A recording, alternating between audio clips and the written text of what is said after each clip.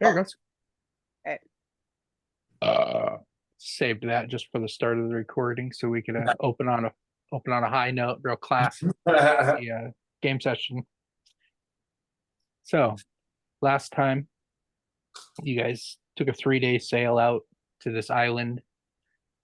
There were the cyborg bugs and a crazy old wizard dude who had a wanted poster. You guys managed to get him to snack up on some chocolates, and he took a nap. And you gussied him up and are bringing him back. There was a tussle with the snake. Last we heard, it was doing okay, and you guys had managed to clean up after you probably crapped yourselves. But other than that, it was a good journey. On the way back on the ship, Iris periodically comes by to reinstate the coma that she seems to have slipped him into. You guys have him trussed up like a Thanksgiving turkey waiting for a roast. Are we giving on this 3 days back? Are we giving a crap if he pees on himself, if he craps his robes? Are we? Is he getting? Keep prestidigitationing him. Okay. Every couple hours, you just walk by and you're like, "Ooh, fix that." Roger that.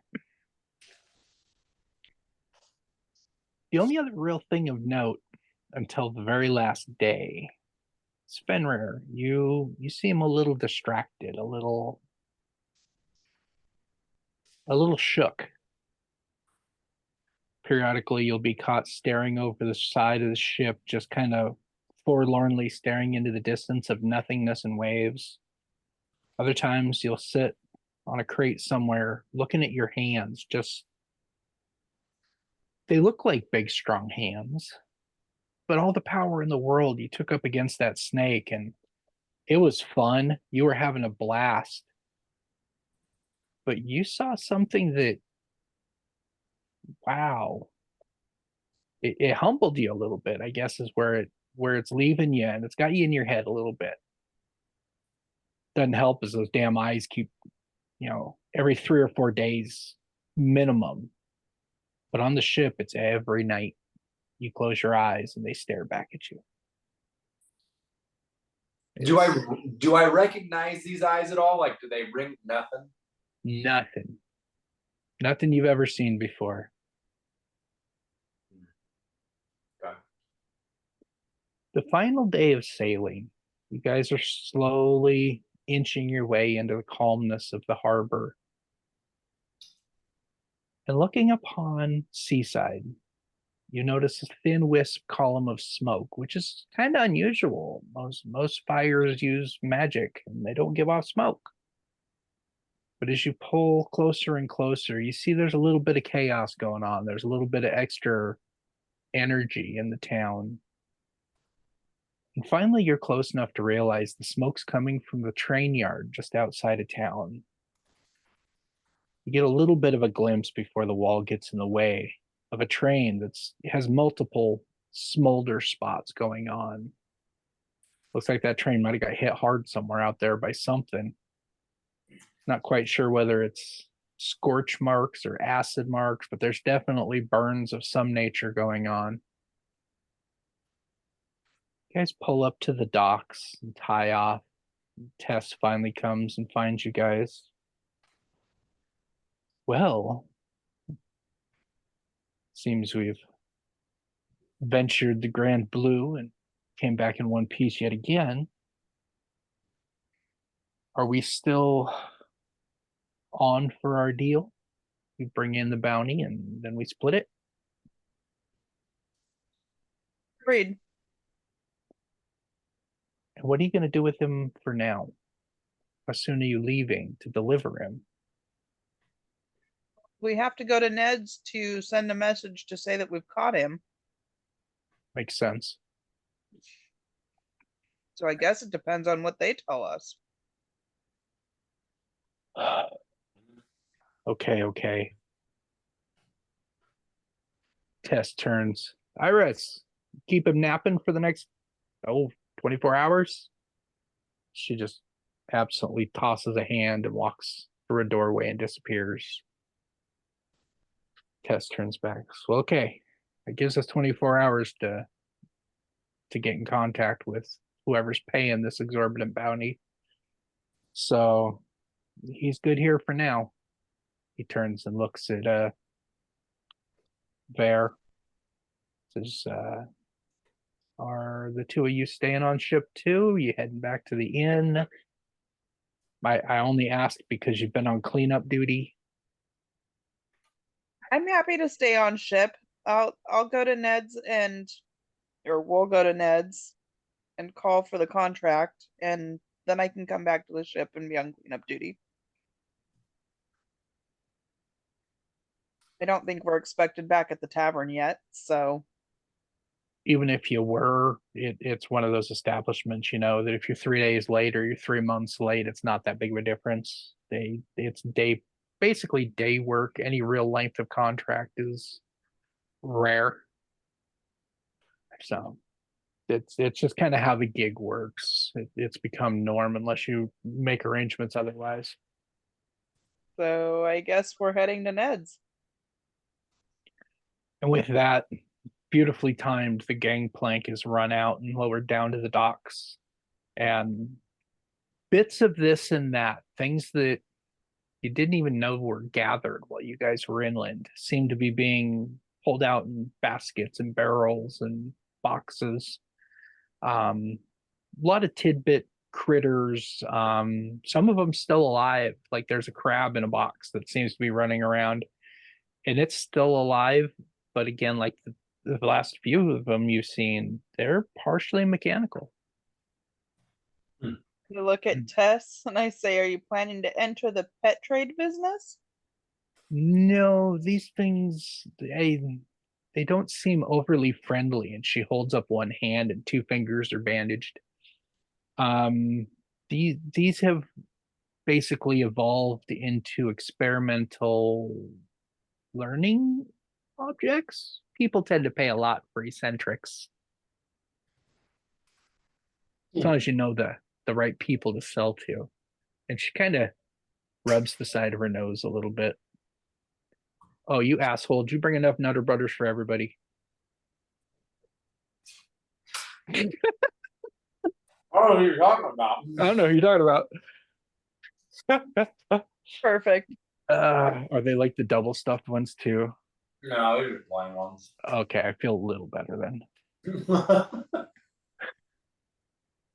Down onto the docks you guys walk. And there's everybody on the ship's gotten kind of used to you guys, and they kind of just go with the flow. You guys aren't in their usual bustle stage, but they work around you.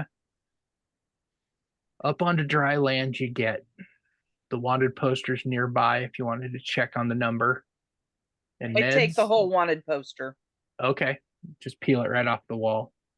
You get a couple strange looks, but nobody Karens. So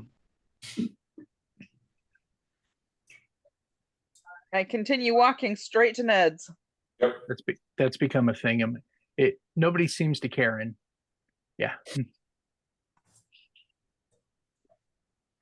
You guys make it to Ned's, and it's almost a theme going on at this. Being a seaside, it's a little bit of seashells and a little bit of netting. He's decorated, but it's definitely a Ned's, and behind the counter is, well, Ned. He looks up at the two of you. You're both walking like you just got off a boat. Sure enough, you notice there's still just a little bit of not quite got your land legs. Directly off of the boat, Ned. Can we use your messaging system? He just points over to a corner, and sure enough, in the corner, there's a small triangular shelf wedged in, and on it, it's a keypad and a screen. The screen, we're talking old Commodore 64 monochrome, green lettering on a black back. But as you step up to it, it illuminates itself up and the keypad starts glowing. The only thing on this display is it projects both of your names with small number zeros under each of their name or each of your names. I mentioned the number on the bottom of the poster. Okay. As each number is pressed, the confirmation number appears on the screen and in the display. You punch in all 10 digits. It says confirm or reject. You double check the numbers, and sure enough, it's the right one. And you hit go. And there's a gentle beeping noise. Beep, beep, beep. Beep, beep, beep. Beep, beep, beep. Finally, it clicks a couple times. Thank you for calling the Ember Seed Magical Academy. For inquiries about tuitions, scholarships, and other accommodations, press 1. For all other business, press 2. Press 2. You hear, leave your message after the tone in a very automated voice. And tone.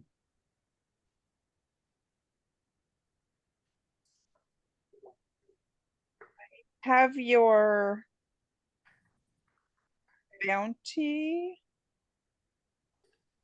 for Melkor. Please respond as soon as possible.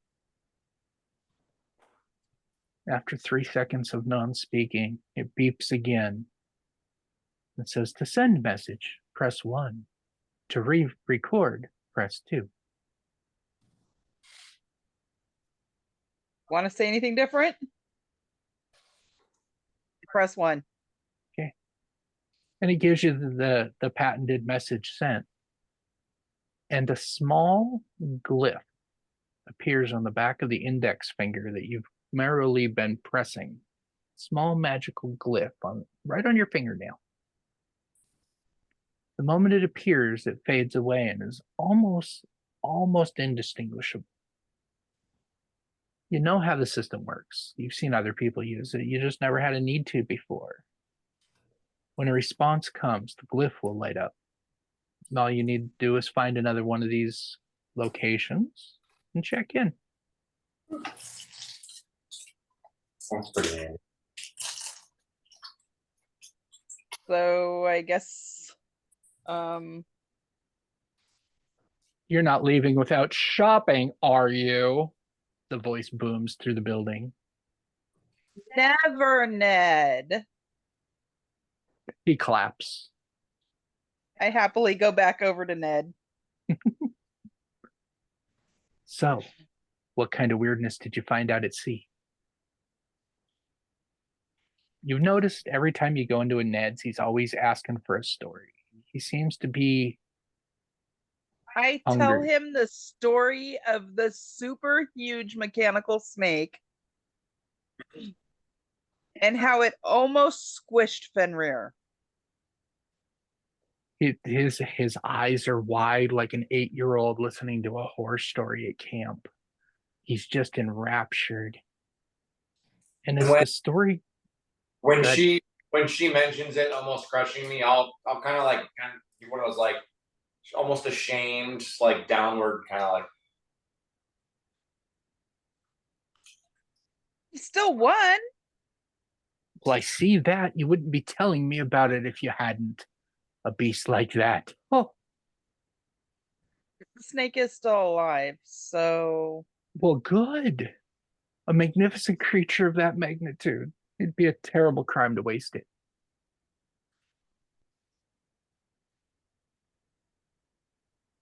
I thought so too. But you know what? I'll tell you what. He reaches under the counter and he pulls out a small rectangular box. Looks like it's made out of wood, some dark wood. There is what you presume is some sort of optical lens in the front of it. He says, if you ever go back or anything else, and he slides this across the counter to you. I pay good money for photos. bring me something fun. Me or, well, any Ned. You know, we're all good. Okay. On the top of this box is a simple trigger and a number next to it that says 30. Nice.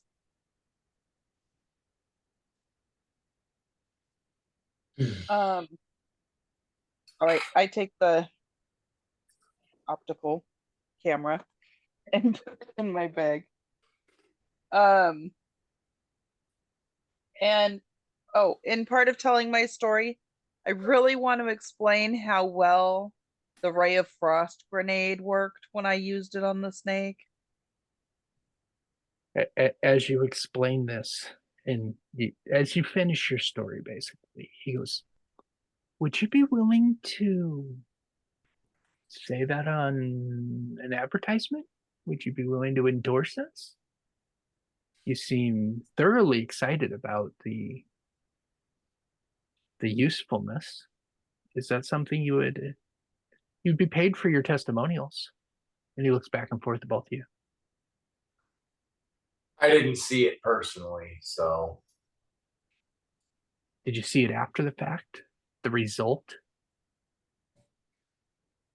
I mean, kinda, yeah, I guess. I rolled 100 side to see whether or not I would actually go along with it, knowing my backstory. Now, do you love the idea or hate it? Oh, is it? Wait, what'd you roll? You rolled 100-sided die and rolled 100. Oh, 0, 0.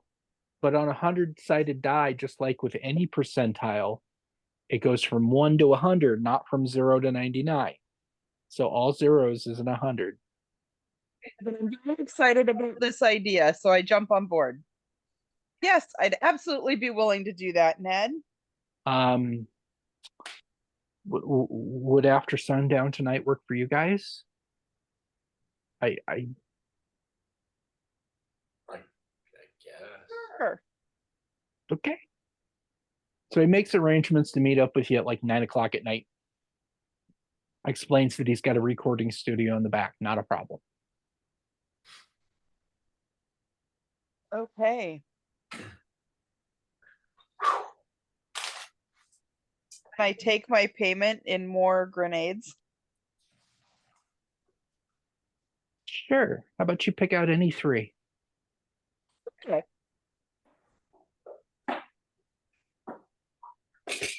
We will just have to amend the wording that you weren't paid for. You will have just been accommodated for your testimonial. But, we'll let legal worry about that.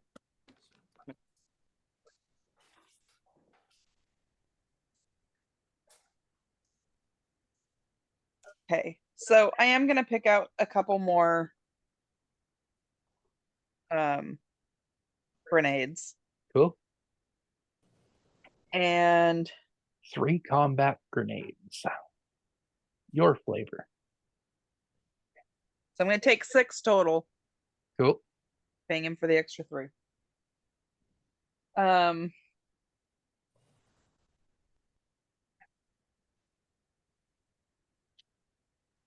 You can pick out 3 as well too, sir. I mean, you're being compensated as well. Oh, well, you know what? I'll let her pick out my 3 for me. She seems to have picked out pretty well with the first one. She sounds like the happiest customer I've ever heard of. I've had a couple complaints, but for the most part, everybody's been satisfied. I'm looking for something that speaks to the customer, something poetic, maybe even.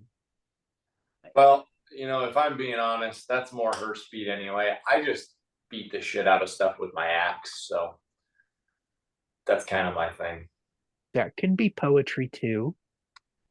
Oh, it is. You should see me in action. He reaches behind the counter, pulls out a slightly larger box with with a reel on top. Exactly. 2 of them. No. Kind of big, but that's okay. Okay, So once I'm done picking out my grenades, I thank Ned, tell him I see him again at 9, and we leave. Okay. Now you picked out 3 grenades for Fenrir. Does he get them, or you go hold on to them, or was that just the other half of the 6? Or No, I'm gonna hold on to him okay, unless he asks for him. okay, Sounds. I have nine grenade total now.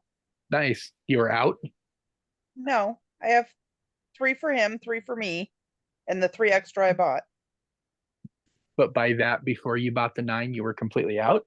No, I wasn't out. So So I you- have more, but I just got 9 from Ned. Copy. Okay. So He's gonna come in with a bandolier of fucking grenades. Sigourney Weaver style. Right? Uh-huh. Give the Uh, bad guy a dirty look and go nuts with a flamethrower. That's right. Does Oh, Ned man. have one? I missed half of that. Who said, can I? Does Ned have one? A bandolier? Totally. Much. That's awesome.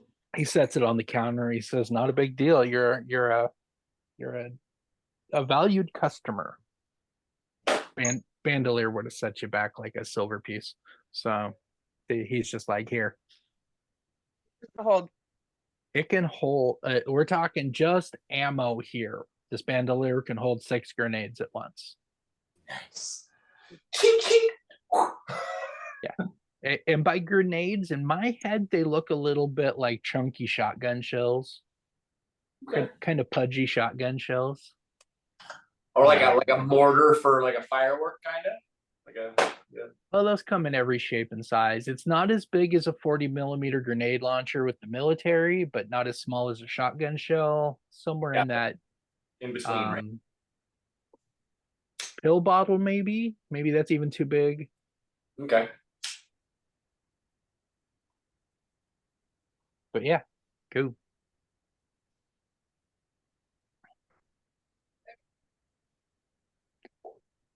So I'm gonna go back to the tavern. Cool. You step in the front door, and it's about noon today. It's still fairly early. You step through the door, and as usual, Minnie's sitting on top of her table in her little custom booth. Her head pops up for a second, looks back down, then it pops back up again, and she sits up. Oi! You said you were going to be out of town for longer than this. Back already? Well, kind of. I'm still within the mission, so I can't perform tonight. But Well, okay. I do want to buy some more candies. But of course, and she gestures towards the bar, and there's only one bartender back there right now. It's quiet enough. You wander up. As she like leans to look, like go up to the counter and stuff, I'm gonna be like, she's got a problem. Like mouth, she's got a problem, and point at her. I'm gonna buy a 12-pack of Z-balls. Okay. I told you. Sets them up on the counter. Speaking of narcolepsy, anyway. 4 gold because you said that they're Yep, you got your 3 for numbers. gold. Oh, excuse me. Bartender goes, "Is there anything else I could tempt you with?"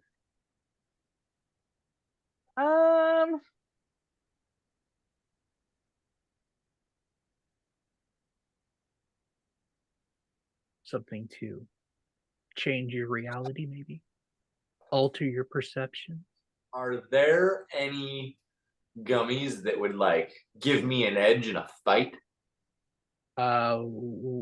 We've got well, we've got energy gummies. What would that essentially do? Have red licorice's energy. Okay.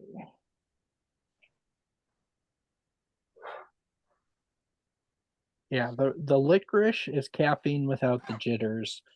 The energy gummies are more I guess they're baby haste as far as combat goes. You could do one more bonus action per round for a minute.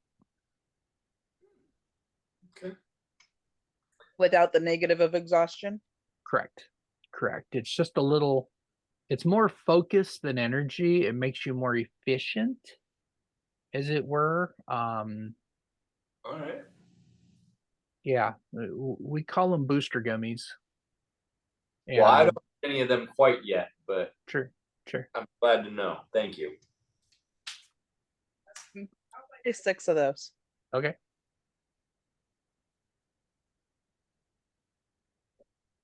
So What do you call those? booster gummies. They're just call them. Well, the the name's kind of sticking. A lot of people are calling them booster bears. That's not what we coined them, but the name's kind of stuck. He almost looks embarrassed as he's explaining this. Like all gummies, they take a full 6 seconds to kick in. So you eat it and it starts next round. Okay. A lot of people, and here's an inside trader piece of information when it comes to these gummies. You can tuck it between your cheek and your gums before you go into, say, a dangerous situation, because they take effect 6 seconds after you bite it. So if it just sits there, you can kind of cheek one. All the gummies work that way, by the way. Okay. So instead of taking a bonus action to reach in and eat one, it's just an instant. As long as you load it up, and it can sit in there for a full minute.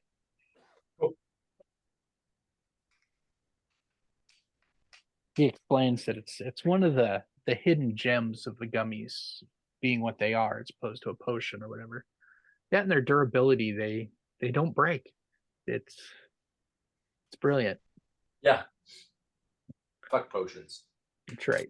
No, don't get me wrong. It's hard to force a gummy down somebody's throat when they're unconscious on the ground. That's true. So they still have their place. We're just trying to diversify. I like having options.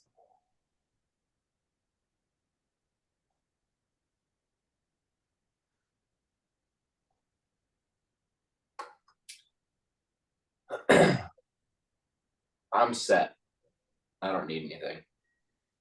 You guys kind of just mill your way around until the few hours have gone by.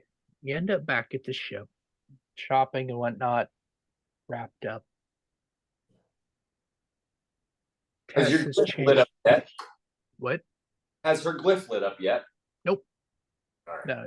You guys check it periodically, but no sign of it yet. All right. You head back to the ship to get, burn some time. And when you get there, you find Tessa's resorted to her business casual attire as opposed to her I'm out on the open seas attire. She's big, flamboyant, over the top, full makeup, high platform heeled boots. She's back in full regalia. And her personality has dipped there as well. She is larger than life. The minute she sees you, she yells out, "Hello!" from like 50 yards away. Starts trying to have a conversation with you long before you're ever close enough for it to work. But finally, you get up on deck and she's hugs for everybody and just jubilant. Did you finally see one of the posters and see how much we're getting for reward? No, this is me when I'm in town. This is who I like to be on dry land. When I'm out in the sea, it's business. Here, I get to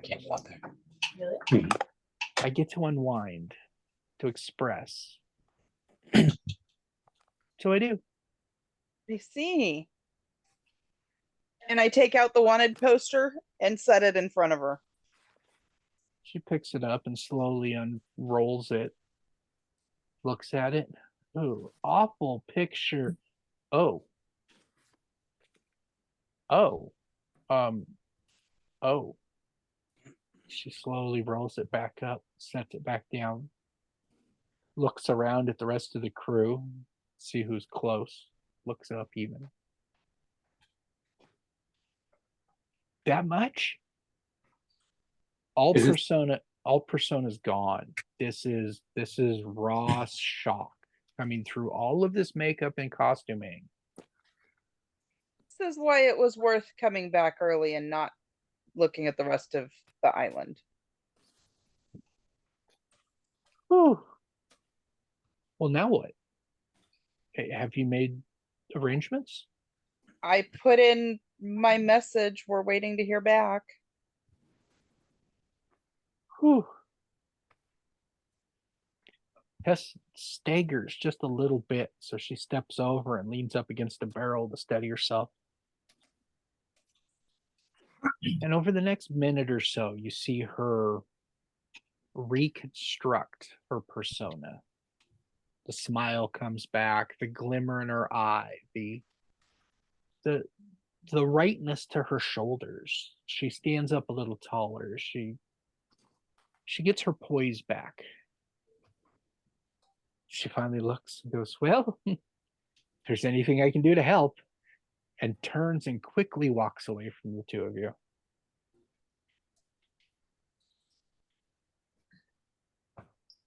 I don't think she thinks we're so crazy now.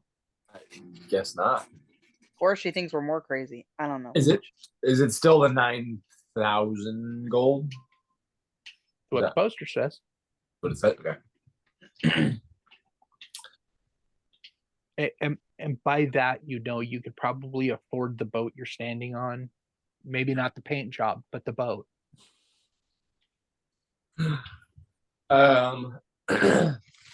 Well, I guess we just kind of wait around until we hear back then, don't we?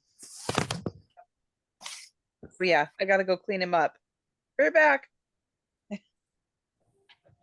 As things would have it, you get down there, and in the lower light of the cargo hold, when you're heading back to his quarters where he's been tied up, you notice a glimmer just as you reach for the door handle. The glyph on your finger has lit up. Takes you no more than a minute or so to step in, and a quick conference with the person keeping an eye on him, for he's under armed guard at all times. You're reassured that prisoner's been quiet. So you do a little prestidigitation and you're out. Can I change my outfit while I'm at it? Sure.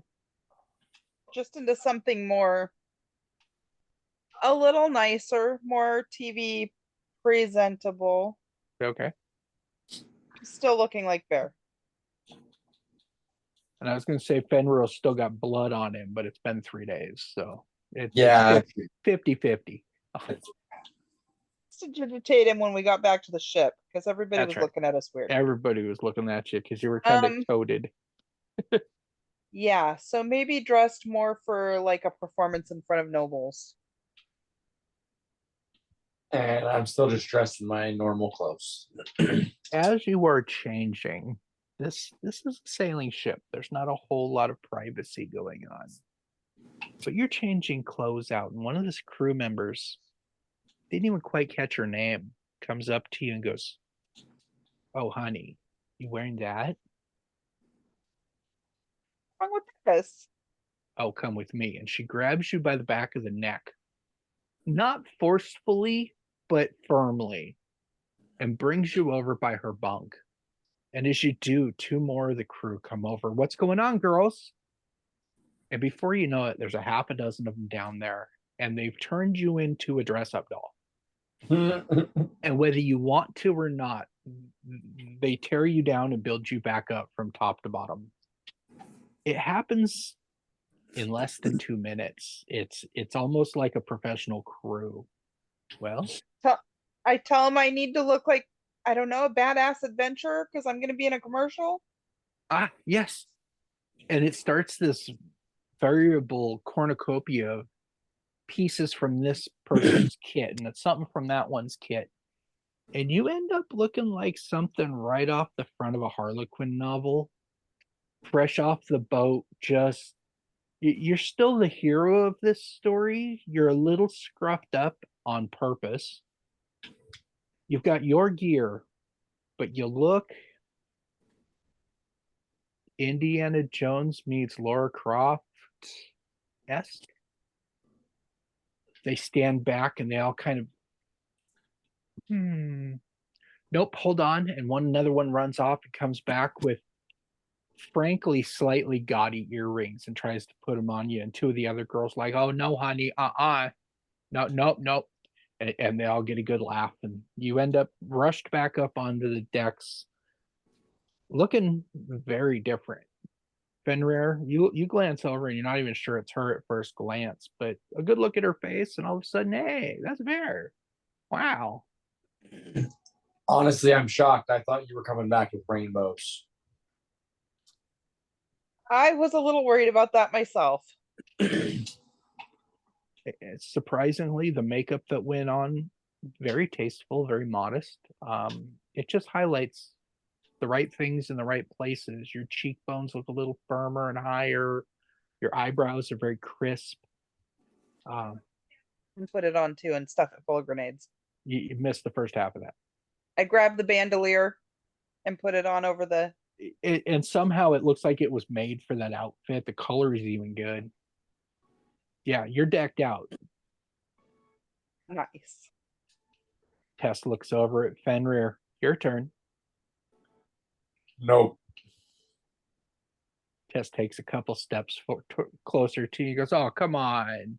Nope. This is what I wear. This is me. Tess looks a little deflated, but turns and walks across deck away from you. Don't you want your dad to be a little jealous when he sees you on a commercial? My dad, if he even had that they're called TVs, if he had the capability of watching the commercial, I wouldn't give two shits if he saw me looking the way I am. Fuck my dad.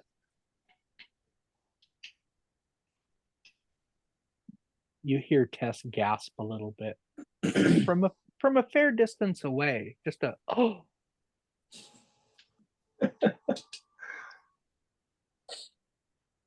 And at that, I'm just gonna kind of like, I don't know, I turn not necessarily, well, yeah, no, away from them. Just I kind of want to make it clear that I wasn't comfortable talking about that. You go find the quiet corner. On every boat there seems to be a spot, whether it's up in the bow of the ship or way back in the back, where there's just nobody. Yeah, you've been on the ship long enough to know that the quiet corner's back, not too far away from the ship's helm. There's a quiet corner that's just nothing. So you go park yourself over there. And again, your mind wanders to, you couldn't have hit that snake any harder. What were you supposed to do? Like, your strength has never failed to leave you on top before. Yeah. It's, damn. Slowly the sun sinks towards the horizon. Some basic ship maintenance and cleanup goes on around you guys, but for the most part, the world just leaves you alone. Finally, it's about a half hour before 9. I say I'm gonna go find myself a meat pie or something for dinner before I go over to Ned's. Sure. You do discover on board the ship does seem to be a bit of a celebratory, I wouldn't call it a feast, but there's a long table set up with all kinds of food on it. Basically just celebrating, hey, we made it back alive again. It's nothing overly fancy because it's every time they get back, but every time they have a little bit of a shindig to celebrate coming home in one piece. Because honestly, not all of them did. So it's a little bit of a celebration of life and a little bit of celebration of death. Okay. So I'll join that then, and then when it's time, we head out to Ned's. cool. You see that Ned's standing outside his shop. The door's still open, but he usually shuts the door down about 9 o'clock. And Sure enough, as he ushers the two of you inside, he closes the door and you hear the lock slide.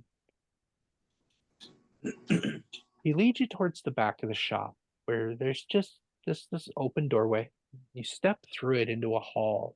And down this hallway, the first open door is fairly large, and you can tell there's a warehouse system attached to the back of Ned's where he's got overstock and other things. Can't tell quite how big it is. Just past that, there seems to be a small apartment. Maybe Ned lives here? Just beyond that, there's another room.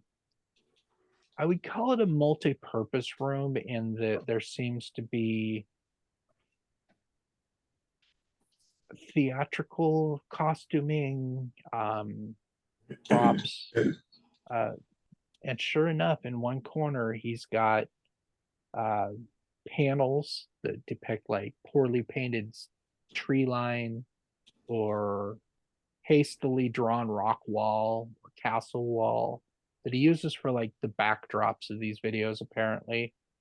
And he's got a rather large recording apparatus that, there's a microphone hanging from the ceiling, and there's well, for lack of better terms, it's a video camera. It captures motion. You've seen a few of these commercials, like in the bar that your dad works at. There's a TV that kind of flickery. It's not very good, but you can kind of get an idea what's going on. And most of the stuff that comes through is very shaky, very grainy. I'm thinking quality of like the World War II footage of filming in the Pacific, and the color's off, but it's in color. And it particulates running through the image all the time. And I think that was a hair that went through it. But, so you know what you're getting yourself into, but you also know that Ned looks so excited for this. He is just beaming.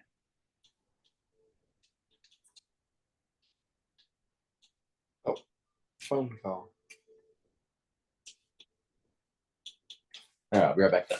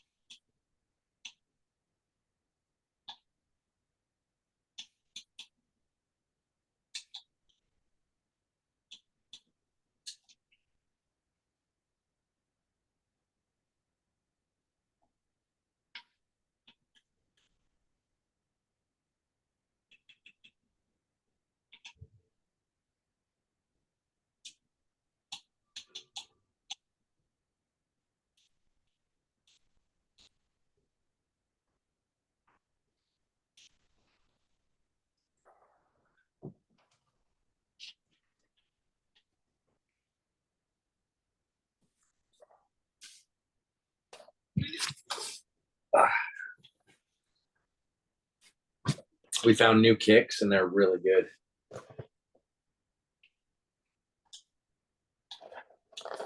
I don't like regular kicks, but these are pretty tasty. I don't know why anybody likes regular kicks. Yeah, they taste like Styrofoam. Well, yeah, pretty much. Honestly, I feel like it tastes better to just eat the box. Mm-hmm. And probably better nutrition. Yeah, these ones actually got a little flavor to them.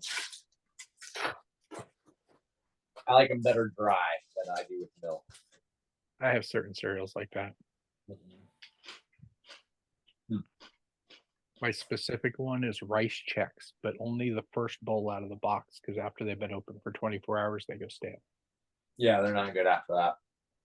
It's one of those few foods that I think should be packaged in one bowl portions. But Right. you open the box of cereal and there's 6 individual bags in there. I'm not usually into over packaging, but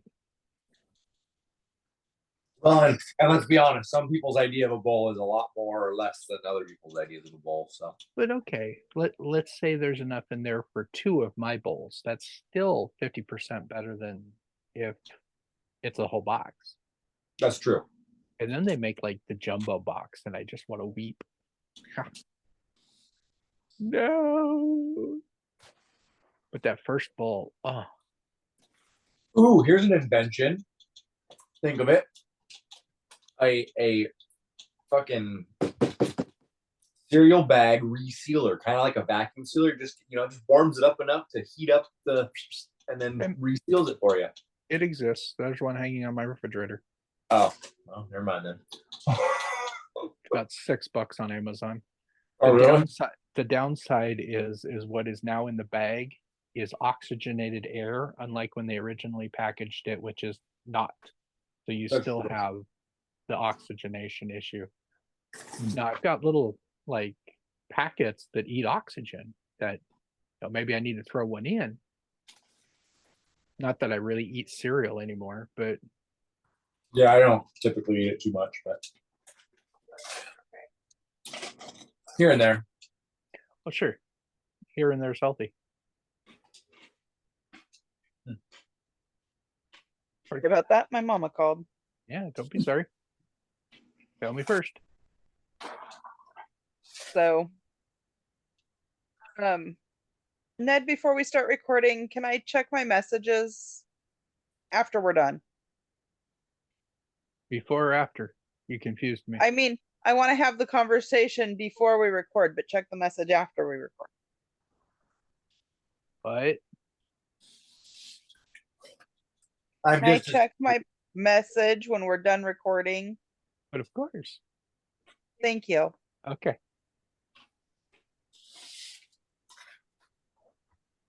So Ned starts messing with fidgeting. He goes, okay, you guys,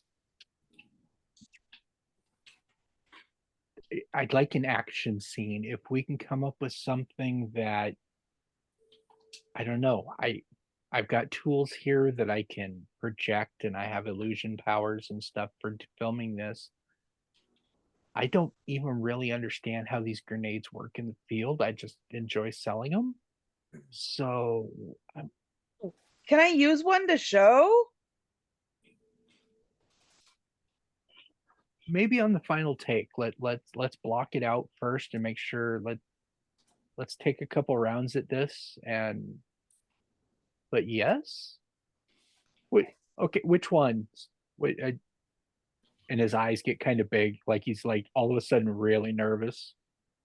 Let's use. How much Don't worry. damage can the frost one do? Total?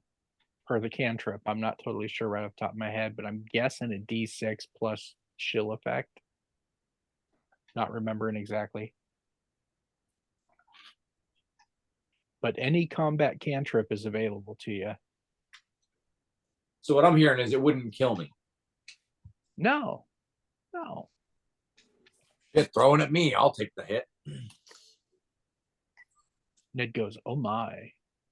Would you really do that on would you Ned turns and looks at Vare again, and then back at you, and then back at Vare. Let's use Word of Radiance, because that'll be a bright light that people will be able to see kind of what it does. Okay. Does it have lingering effects? I mean, Ned would probably know, but does it have any lingering side effects? Each creature of your choice that you can see within range must succeed on a Constitution saving throw or take 1d6 radiant damage. Okay. No lingering. It'd just be a bright flash of. And then it's gonna burn my flesh. Got it. And then he just stands there and smolders. Or we could use. Let's see, what's first bite? And he's got the and then I like zoom in on him while he's smoldering. Ooh.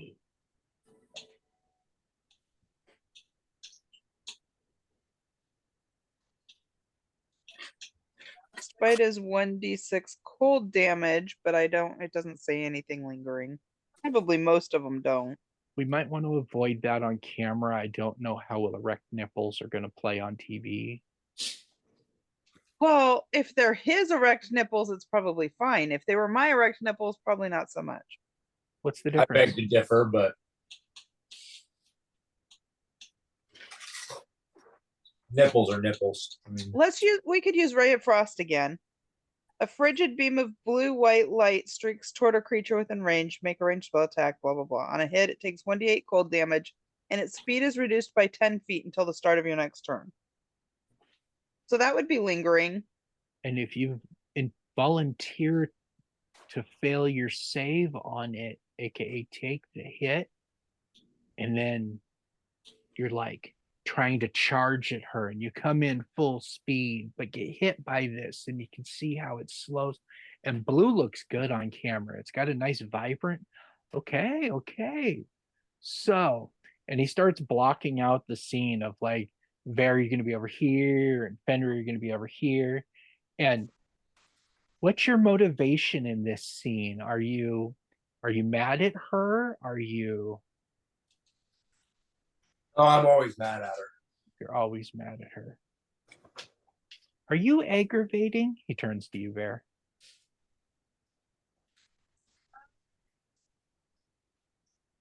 Depends on how much he's heard me sing that day. Ned chuckles. Then you see Ned think for a minute. He goes, no, I don't think we turned this into a musical. It'd run too long. Yeah, I think we just, I'll get most of it in post edit, but I think yeah. He finishes all this, and you guys go ahead, and we're going to take it from the top, and we're going to block it in. I'd like you guys to each roll me a performance check with disadvantage to start. With disadvantage? With disadvantage, a 19. Okay. Because my other was a natural 20. I rolled a nat 20 for my first roll, Okay. and then a Okay. four. Okay, you guys. Okay. Let's see. Mine. Well, my roll wasn't a nat. So my first roll was a nat 20. My second roll was a 14. So 15 for total. Okay. I really hope we didn't just waste this in practice, because that was gorgeous. Let me. Filming the practice too? Well, no. Definitely. Always have the camera rolling, Ned. Yeah, that's wise. But hold on. You said Ray of Frost. That was the agenda here. Yep. He turns and runs out of the studio and comes back in about a minute carrying 2 grenades. You recognize both of them. He sets them down. He reaches one of them towards you, Ver. Says, are we all in for the go, or do we need to practice it again? He looks over. Do it. Do it? If we need to do it twice more, we can. You can always splice pieces together, right? Yeah, if it comes down to that, it's a lot of extra in post, but yeah. And the next thing you see is Ned goes over and he takes this long pole and reaches up towards the ceiling, pulls down another camera. He comes around the other side and he pulls down 2 more in 2 different spots. At this point, he's got 4 different cameras pointing at this, different angles, and he adjusts a couple of them. He goes, okay, guys, we're going to try to get this on the next go. You ready? Let's do it. Okay, let's go performance checks with advantage this time, because you nailed the rehearsal. And he calls it out. Action! And you guys start blocking out this scene. 6. With advantage? I rolled a nat 1 for my first roll. 26.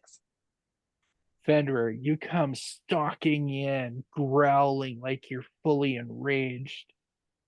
There, you take this grenade, you hit the activator and kind of underhand lob it. And you see it smack right into his chest, and it slides down, right down the front of his shorts. Boom.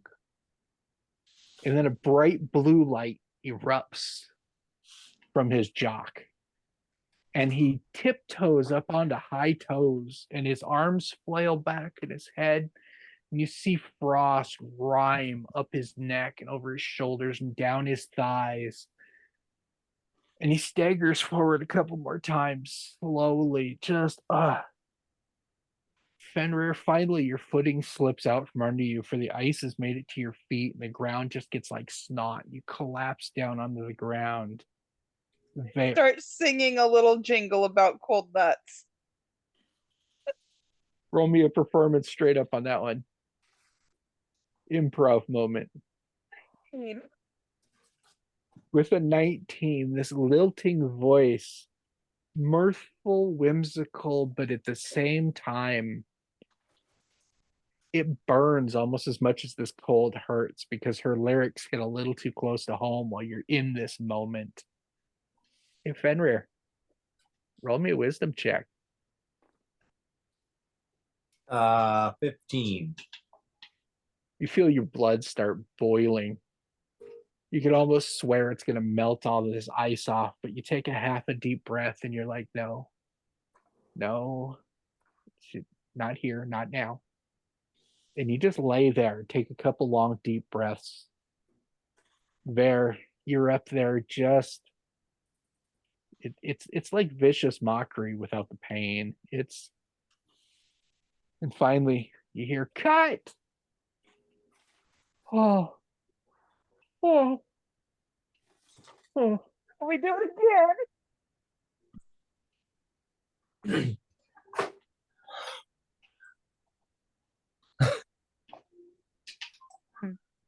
You glance over and Ned is openly weeping, tears just flowing, but the smile on his face is so...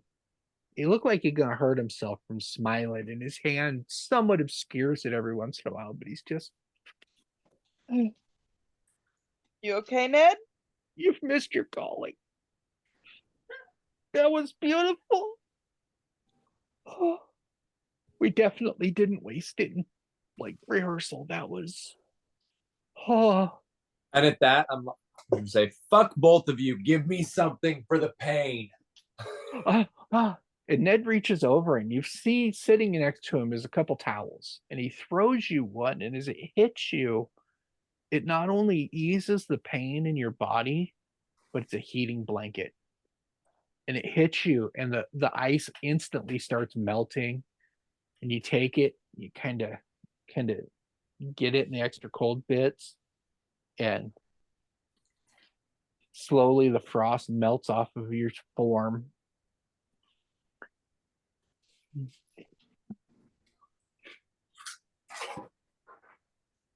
Are we Fun. doing that again or what? Are you still laying on the floor? Yeah, with my arms up, like The heating towel is just kind of draped across you as a hot water bottle, but it's fabric. Next, do we do one more take or are we good? Oh, we can't top that. You can't script that. That was... Oh.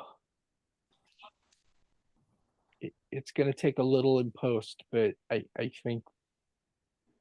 And he checks the other cameras, and every time he checks one, Thing? all we got was the word thing. Do a thing? Where at the end we do a cut to me and I'm like, and tell him Ver sent you.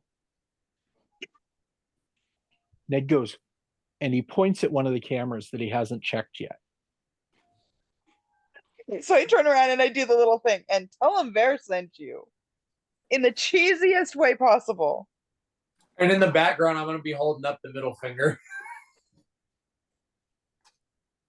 Just in the edge of frame, it's perfect. Just like one of those, like Yeah. So Ned finishes shutting down that last camera. He goes, oh, wow. Check my message. Go. Yeah. And he sits down in a chair that's like one of those folding ones like directors had, and he plops down it and just... Ooh. Masterpiece. Okay, so I go and I punch the numbers in. Okay. You go Or do I back. need to punch the numbers in? Does it just show up and there's a 1 and There instead of a 0 under your name, there's now a 1. so I go push that. Okay. And the message is simple. Retrace your steps towards the town of, I wrote it down and it's in here somewhere. No. Rogorn. Bingo. Towards it was the last note too, of course. To the way station closest to Rogarn. Spend the night there. I will meet you tomorrow to guide you to your destination.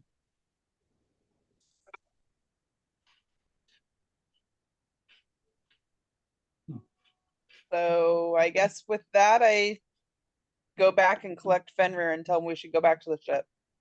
Okay. You see Ned slowly starting to fiddle with each of the cameras, delicately taking out their contents, stacking them on a small rolling cart, totally ignoring you two even exist. Solves out. You step out of Ned's shop into the street, and things are still pretty hopping. Less so around here because most of the shops close up about this time or earlier. So one of those rare moments that there's people in the street, but you don't feel like you're in a tide. There's people out here. Fenrir, your balls finally thaw out. Feels a whole lot better. Yeah, I'm just glad I still got them. sure. They're there. They're a little chapped. Kind of a bit of a freezer burn effect going on, but you'll be okay. That hurts. They're tender. Don't get me wrong. Barry, you notice that he's limping a little bit. Feeling gummy?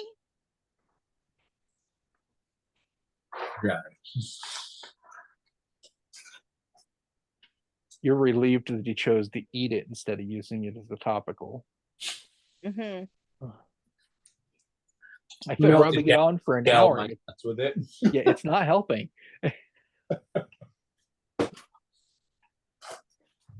Oh, good news. It's a suppository. Anywho. Oh So God. to Tessa's ship and we can tell her our plan. Okay. Tess hears about the plan.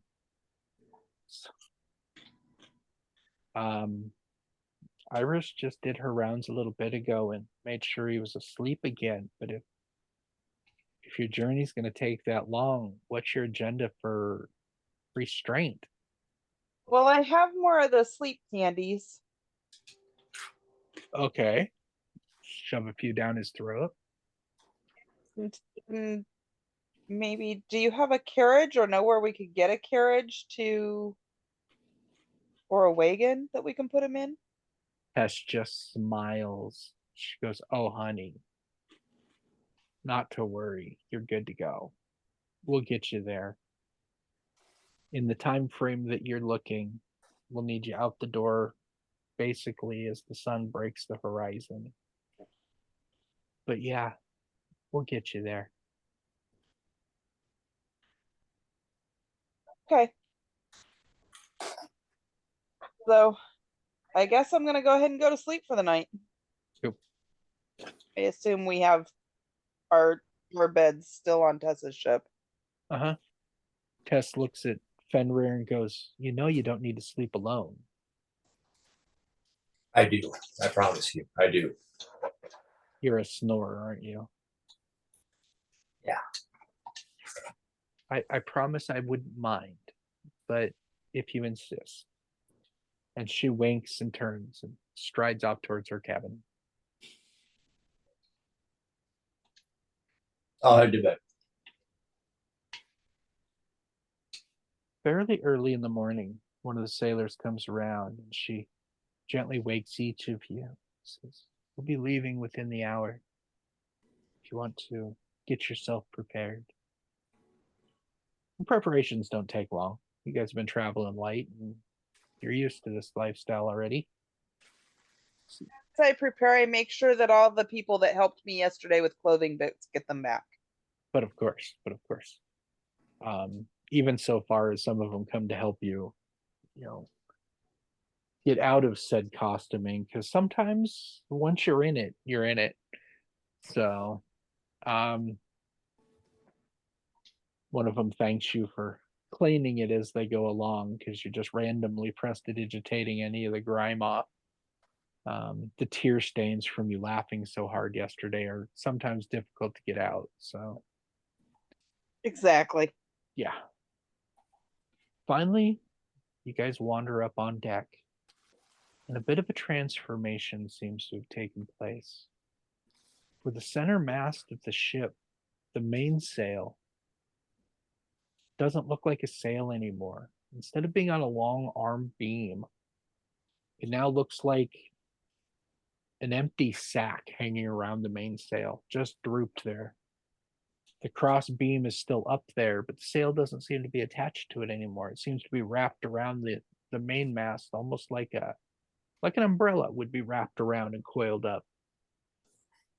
Tess is up on deck in her business attire, as it were, less formal and more get the job done. She looks at the two of you and goes, "Well, are you ready?" I'm ready. They bring the prisoner back up, and one last time, Iris wanders by with a put out type exasperation and brushes her hand. You swear through, not across, not around, but through this man's skull and out the other side.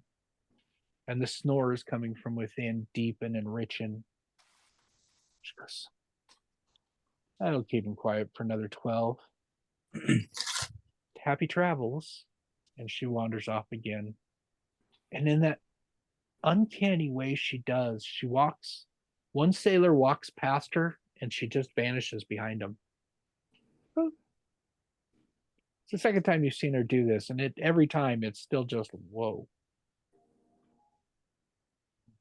But your attention's drawn back rapidly when Tess starts barking out a couple orders, and two other of the sailors start undoing ropes and whipping lines and coiling and lashing them off. And she says, "Here we go." And the sail unravels into this large orb above you. And as it comes, the fabric pops into a full round globe. And you feel your lunch and your stomach get left behind as the entire deck of the ship underneath you lurches up under your feet. And you realize you launch straight up into the air as a portion of the deck around the mainmast pops loose from the ship itself and flies straight up into the air very rapidly. Glides up higher and higher until you hit about 3,000 feet up. The town's looking fairly small below you. Make me Constitution saving throws. I run over to the edge and look down. That'll be fun with depending on what this roll looks like. 11.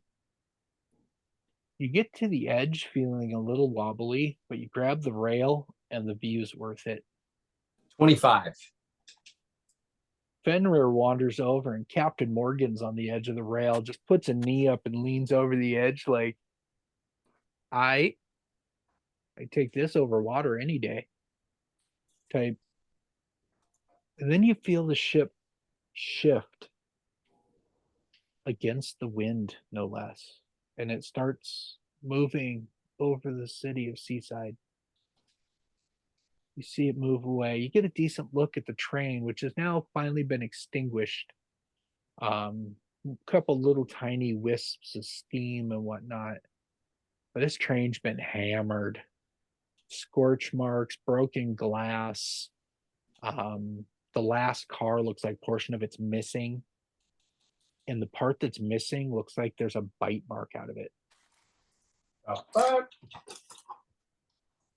You carry on across the sandy shore up towards the tree grass and tree lines, mostly following the road.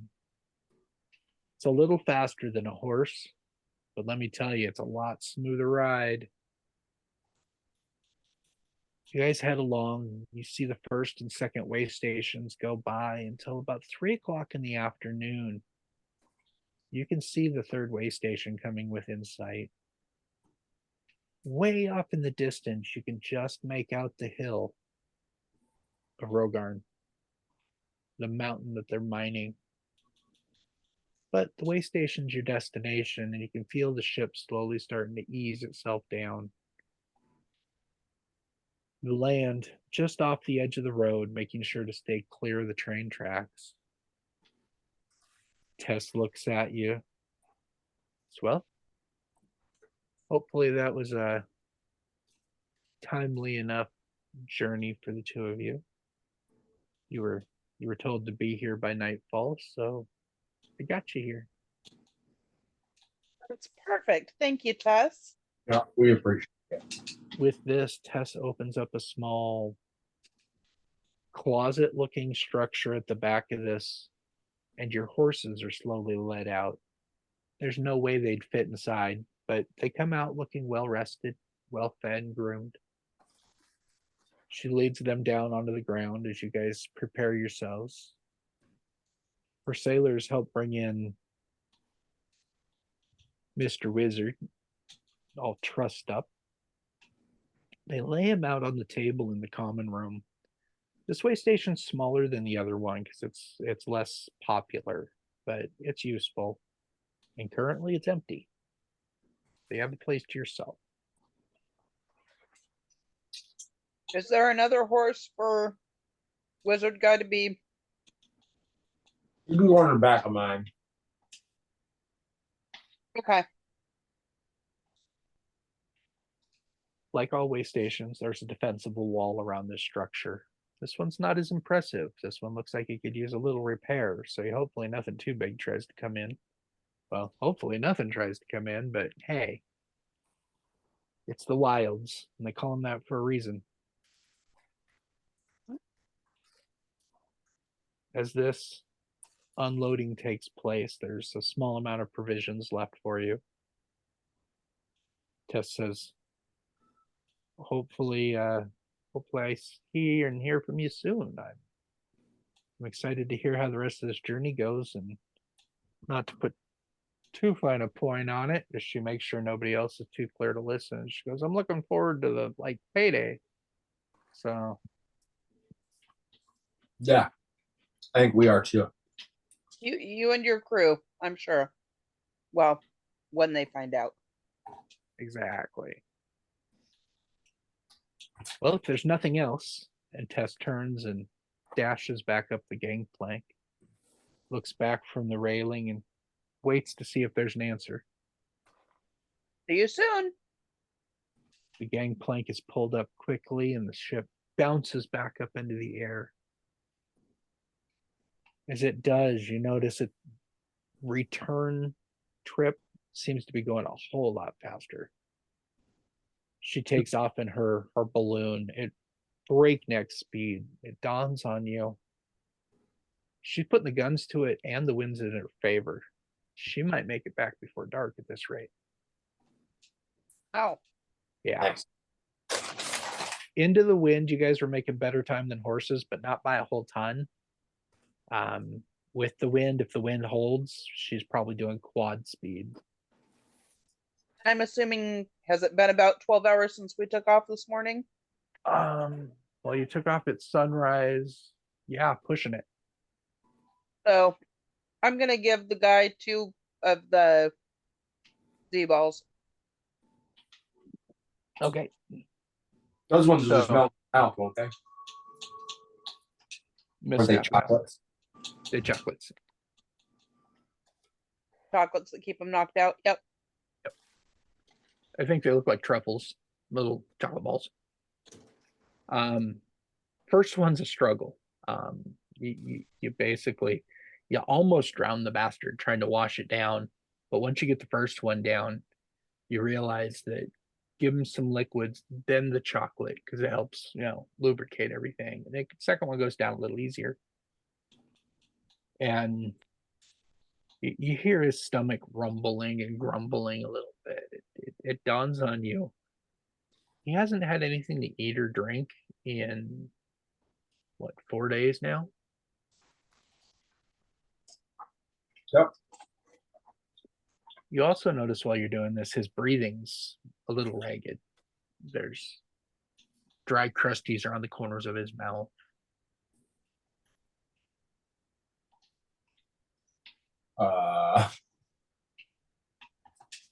But he settles into a deep sleep as these chocolates kick in. In the provisions, you find that there's fully cooked meals, just need reheated, that have been prepared for you guys. It looks like there's lunches, dinners, and breakfasts, whatever orders you want to eat them in. But you were told to stay here overnight, so it seems like Tess seems to have built you a Grubhub order for the evening. So what do you want to do? Take turns kind of guarding through the night.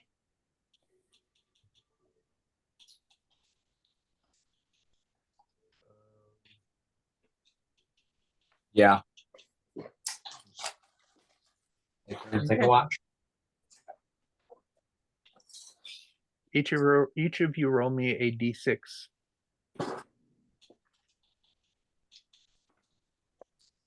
5.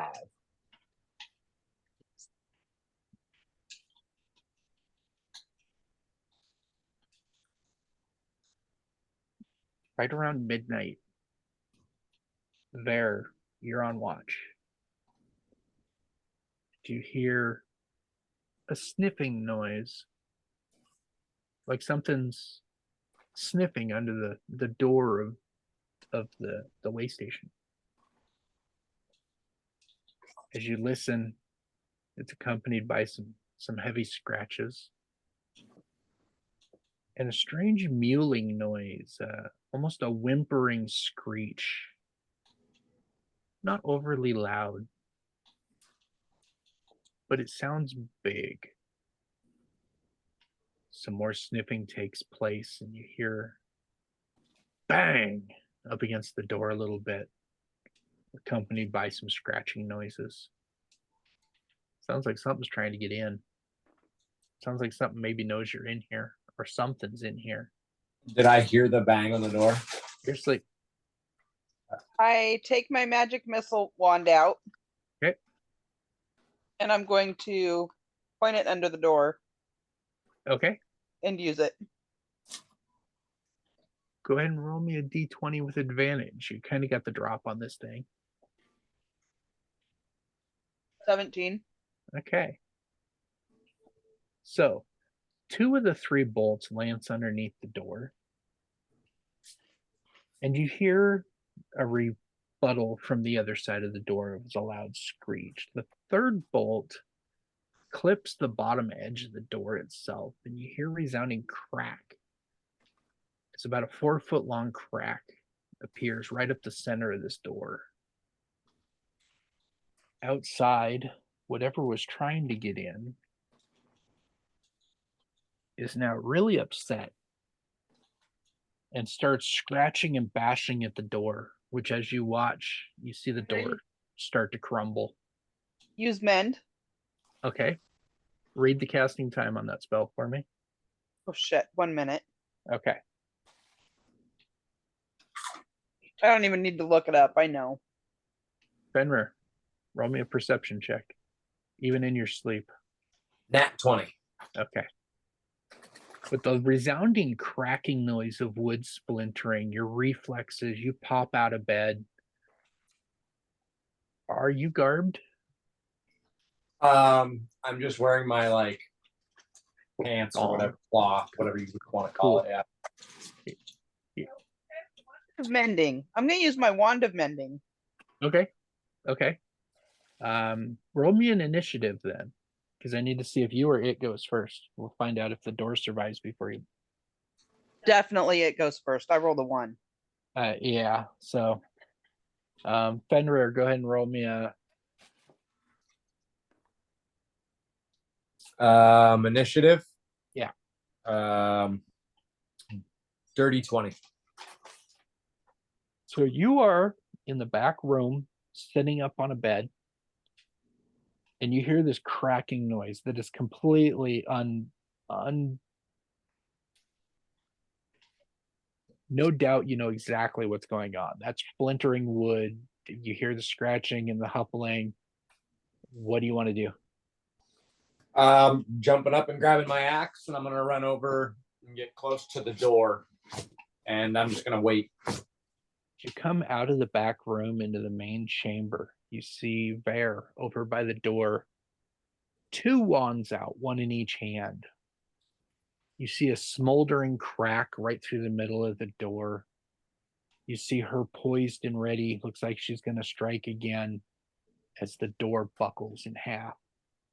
It crashes. The hinge side's still attached and it smashes to the wall.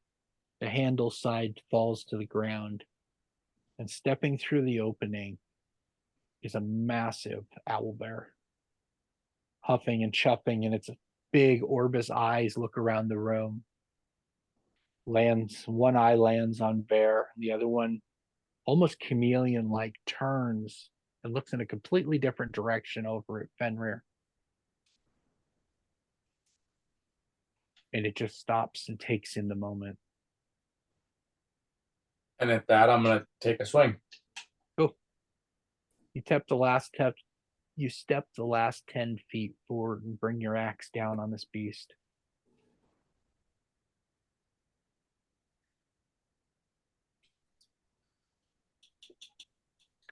Uh, 14. Your blade comes down and it feels like it hooks into some of the feathers in the ruff around its neck. And you see some feathers fall away and you see it flinch back, but you don't see any blood on your blade. It seems like all you hit was fluff. Okay. It screeches. Bear, you're point blank, just so you know.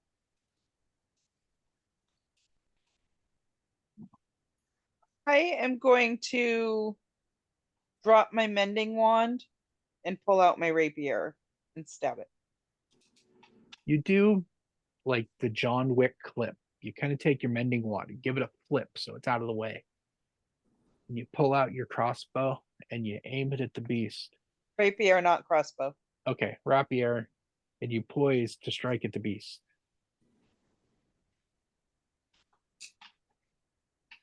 15. 15 just hits.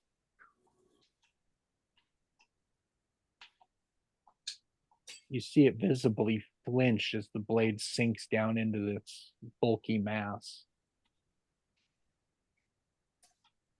8 points. 8 points of damage. It mules out at you in pain, and you've definitely got its attention. Its claw comes swinging around. 16? Yes. Can I use any dexterity to try to avoid? But of course, it's part of your armor class. Oh, well, okay. My dex is 14, so. Okay, so that's I mean, my AC is 14. okay. That's not possible. Leather plus dex, studded leather plus dex. That's my armor class 14. Okay, but it's what's studded leather armor class? I believe 12. So then my dex should, because I have a +4 for my dex. Oh, I only have a +1, yeah, and I'm wearing. So it can't be. You have an 18 dexterity? I do have an 18 dexterity. Okay, so then yeah, I think your armor class would be 16 or 17 at that point, That depending would on be what. 16 and it hit with 16. So Okay, still just hits, but yeah. right. And you take 9 points of damage as the claws bite deep, partly into your thigh, partly into the side. Your armor is just cut to ribbons and torn up on that side. And I'm bloody. Okay. Let's see here. And you went from that to bloodied, so you have the bleed condition. So each round you're going to lose 1 hit point. You said studded leather? Yeah, that's a 12. As it retracts its claws, it attempts to bite you, but the beak closes in the air next to where your head was. As you kind of double over in pain, your own reflex seems to have saved you from the next shot. But it is your turn, I think. No, it's back to its turn, so it'd be Fenrir's turn. All right, I'm gonna take another Can I hack. can I thing. do anything with my bonus action or my actual reaction? I mean, is there a way to retreat without using a full action to disengage? As a bard, I'm not sure. I know with a high enough level rogue you can, but I don't know if bards get disengage automatically. I wouldn't have that yet at this level, so. Okay. So unlikely. Okay. Winner. So yeah, I'm gonna go for another swing at this thing. Okay. Ooh, that's a lot better. Here's my bonus action to eat a gummy. Can I do that? Sure, why not?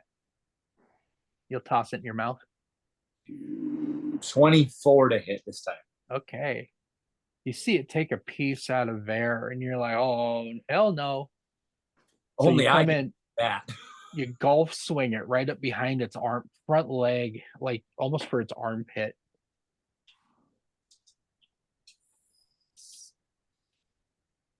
For 7 damage. Okay. Your blade sinks in, and as it does, you pull your blade loose, and as a reaction, its hind leg lashes out at you as a bear claw attempts to rake up the front of you. That's an 18 to hit, That hits. and you take 1 point of damage. Oh boy. One claw manages to get a good scratch up part of your arm. It burns. It burns. Because I ate a gummy, that stops my bleeding, right? It will, yes. You recover some hit points after you chew up the gummy, which works out in that equation. Yes. And it's your turn. Okay.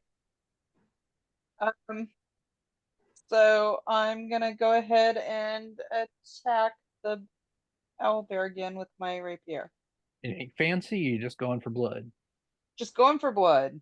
Blood it is. And that is a 25 to hit. Definitely gets the job done. 10 points of damage. Nice. You're like, oh yeah. And you basically twist your wrist and drive your rapier almost all the way to the hilt. Twist it and pull it back out, and a good gout of blood seems to gush from in its neck shoulder area. And it pulls back and screams more in pain. As it screams in pain, it needs to choose which one of you still likes Vare. It rears up on its hind legs and brings both of its claws down in a double claw attack towards the front of you. One of those is going to hit. As it rears back. Fuck. For 11 points of damage. I'm still on my feet, but not by much. It rips down the front of you. Your armor is starting to look more like confetti. The front of it has just been rent open. The blood's oozing out. You're hurting. It's just, damn. I need you to make. Took its attack. I'm also going to take my movement and retreat towards the stairs. Okay. It gets an opportunity attack if you move away without disengaging. I know. Do you want to burn your action to disengage? It's not my turn again yet, though. Correct.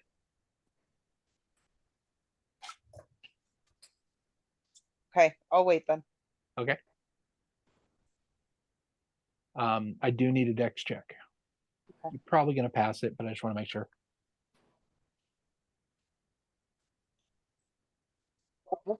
Okay. You stagger a little bit from this impact, but you manage to keep your feet. Fenrir.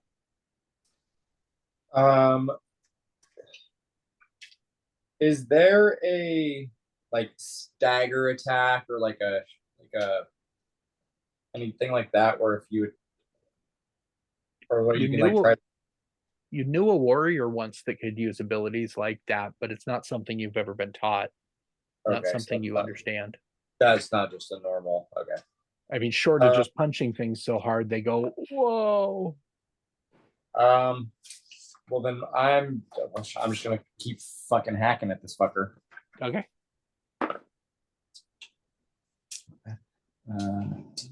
Nah, 21. So, You take another gash into the side of this thing. for 8 points of damage. Okay. Okay. Well, with that, it's officially bloodied, which means it needs to make a morale check, which for the moment it seems to. You see it kind of panicky. You look back and forth between the two of you for a second. You get the impression that it's considering fight or flight. Was this a really awful idea? Because by God, survival's importance number one. But you're also noticing its eyes look a little sunken. Its legs and paws seem a little. Maybe it's starving, but it's still in the fight. Anything else, Fenner? Yes, I'm so. Is it possible for me to move in between the well, no. Let's see here. There's plenty of room for you to be a body shield if you wanted to step between them, if that was the question. Yeah, seeing how bad she's looking, I'm gonna step in between. Yeah. Okay. You take a slash and carry the momentum of your blade, and you turn and you take a step in, and you don't like checker like a hockey player going in, but you kind of just nudge. And inevitably, with the minor stagger from the beast attacking her, she stepped back just that half a step. You step into the interim, holding your weapon between you and it. Make me an intimidation check. This creature's smart enough to understand intimidation. Nat 20. Holy shit.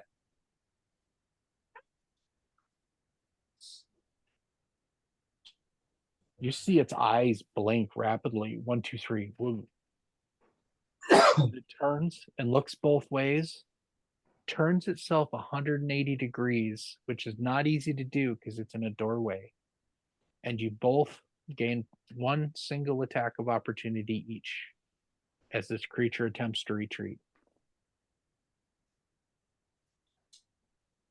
17. Okay.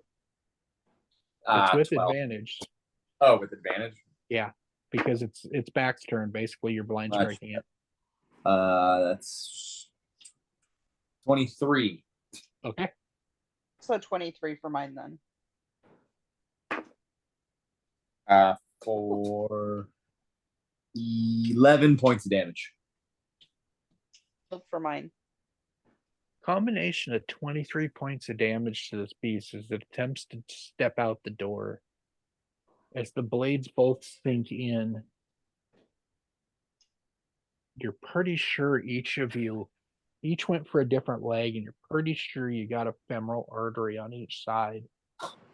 Fenrir, you're positive because your blade hooks into its inner thigh and rips out, and this massive pulsing vein of blood starts, or artery of blood to be accurate, starts gushing all over the floor. There, you're not as positive, but the amount of blood coming out says maybe you clipped the other one. This beast takes 3 or 4 steps out the door in rapid succession, and then it stops, and you see it start swaying. And you see its left leg twitch and almost fail. And as it does, it lifts to one side, and the other leg collapses. And it flops down onto its side. You can hear its deep, raggedy breath in and out. In and out. In and out. After a moment, the in stops. The out slowly just wheezes into nothingness. And the beast quits moving. The blood quits flowing. There, your knees give out and you sit your ass down right in the middle of the floor, just trying to keep your head about you. As ow sinks in. Go ahead and drink a healing potion now. Okay. 10 points. No, it's 5 points. 5 points. D4 plus 1. Yep.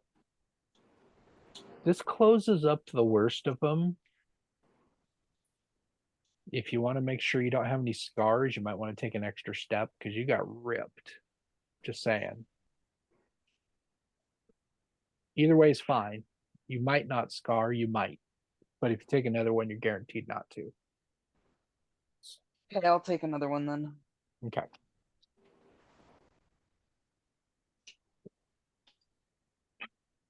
You guys are looking at a lake of blood, a shattered front door.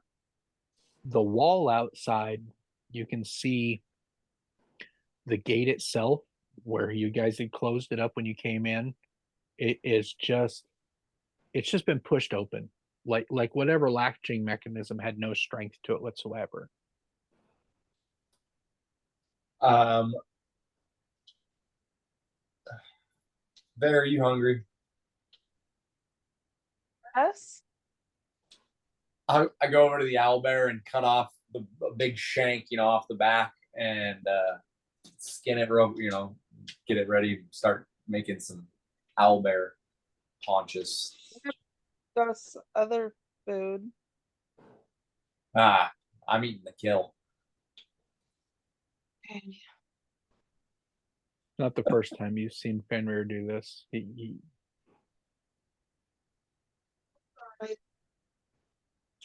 Still warm up one of Tessa's meals. Right.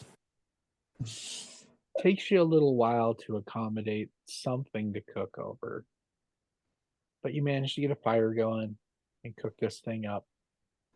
Neither of you are in any condition to run back to sleep. The adrenaline's slowly wearing off, but it's still pumping hard. A couple other moments throughout this evening, small critters seem to come by. You see this small lizard at some point that's only about 2 feet long come up and bite down on this cut open portion of this owl bear and start trying to pull the entire thing away. You can tell it's like all or nothing. But you're looking at a chihuahua trying to move a Kodiak bear. It's Can we? you came in at cooking. You're cooking. While you're cooking, can you hold the door up in place so I can use men to mend it back together? Pick up the pieces. You spend a little time, but the door, for the most part, goes back together. I wouldn't trust it in a strong breeze, but it's solid again. You can open it like a door. Don't knock too hard. It's the best men could do in this situation, just for the fact that there are parts missing and the magic did do damage.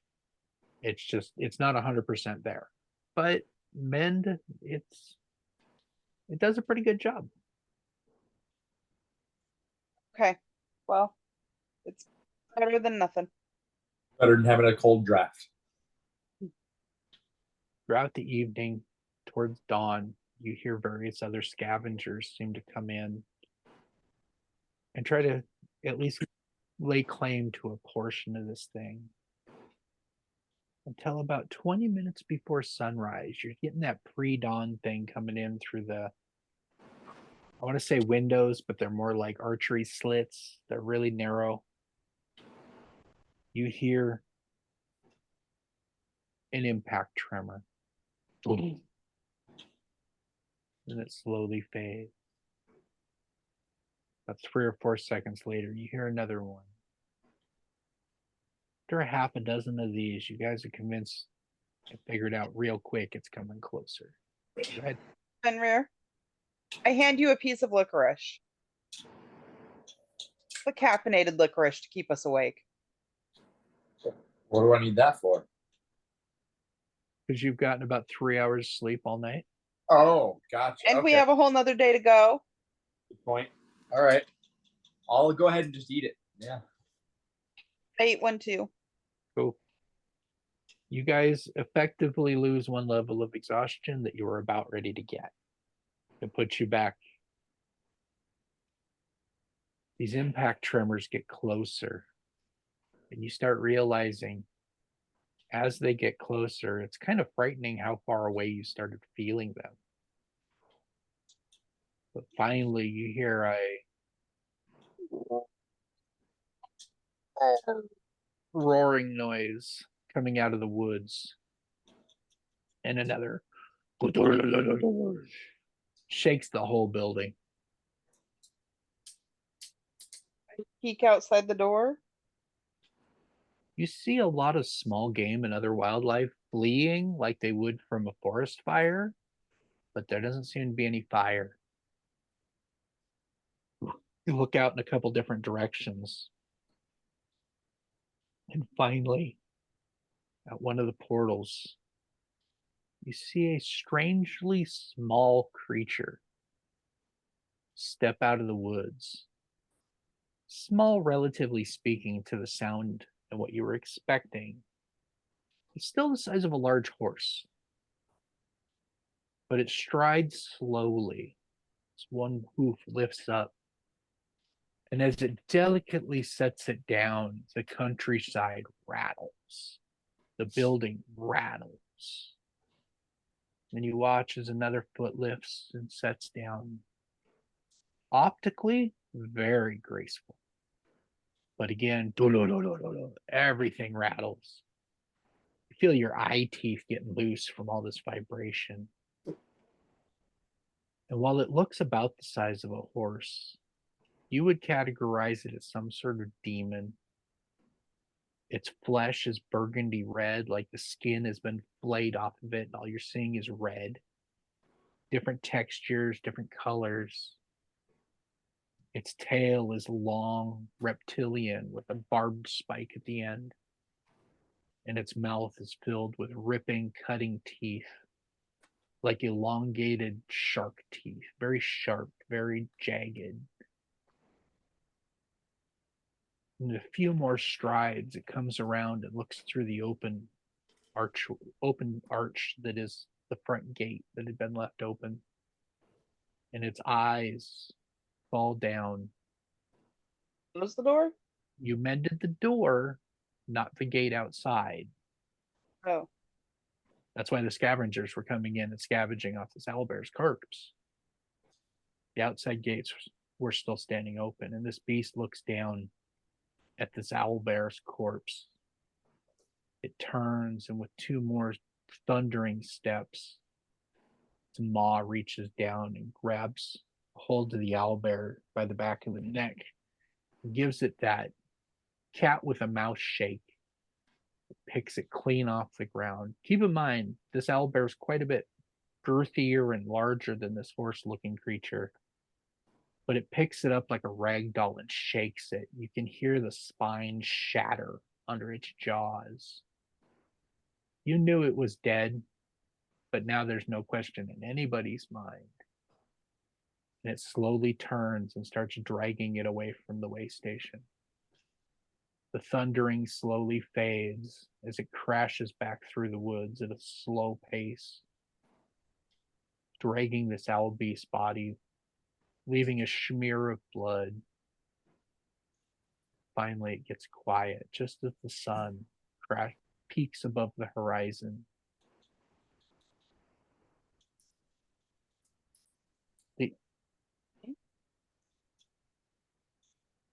I almost got terrifying out of that.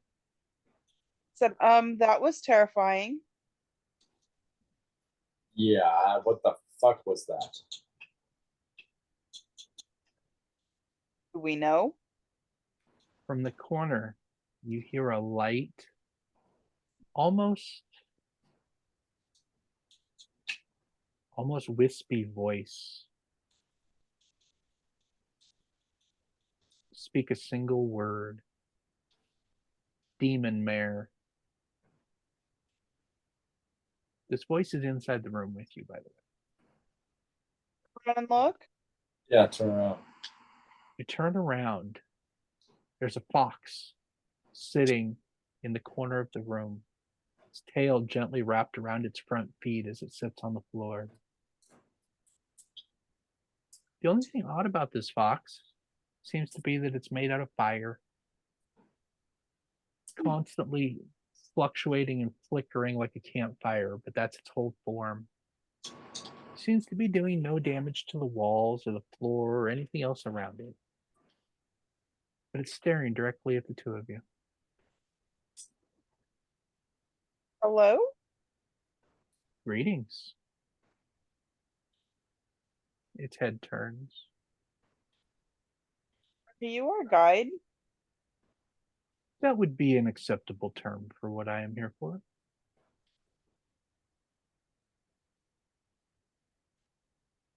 Okay. I presume one of you is Ver. It'd be me. Very well. Merely tell me when you're ready, and the next leg of your journey may begin.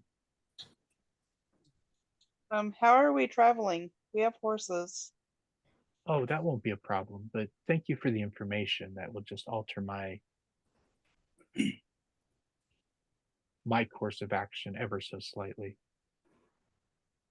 We load the horses? Oh, by all means, gather your materials, gather your horses. Okay. Meet me outside well, I guess let's just meet in the stables. And then the fox turns and just walks right through the wall. Oh, that's a cool trick.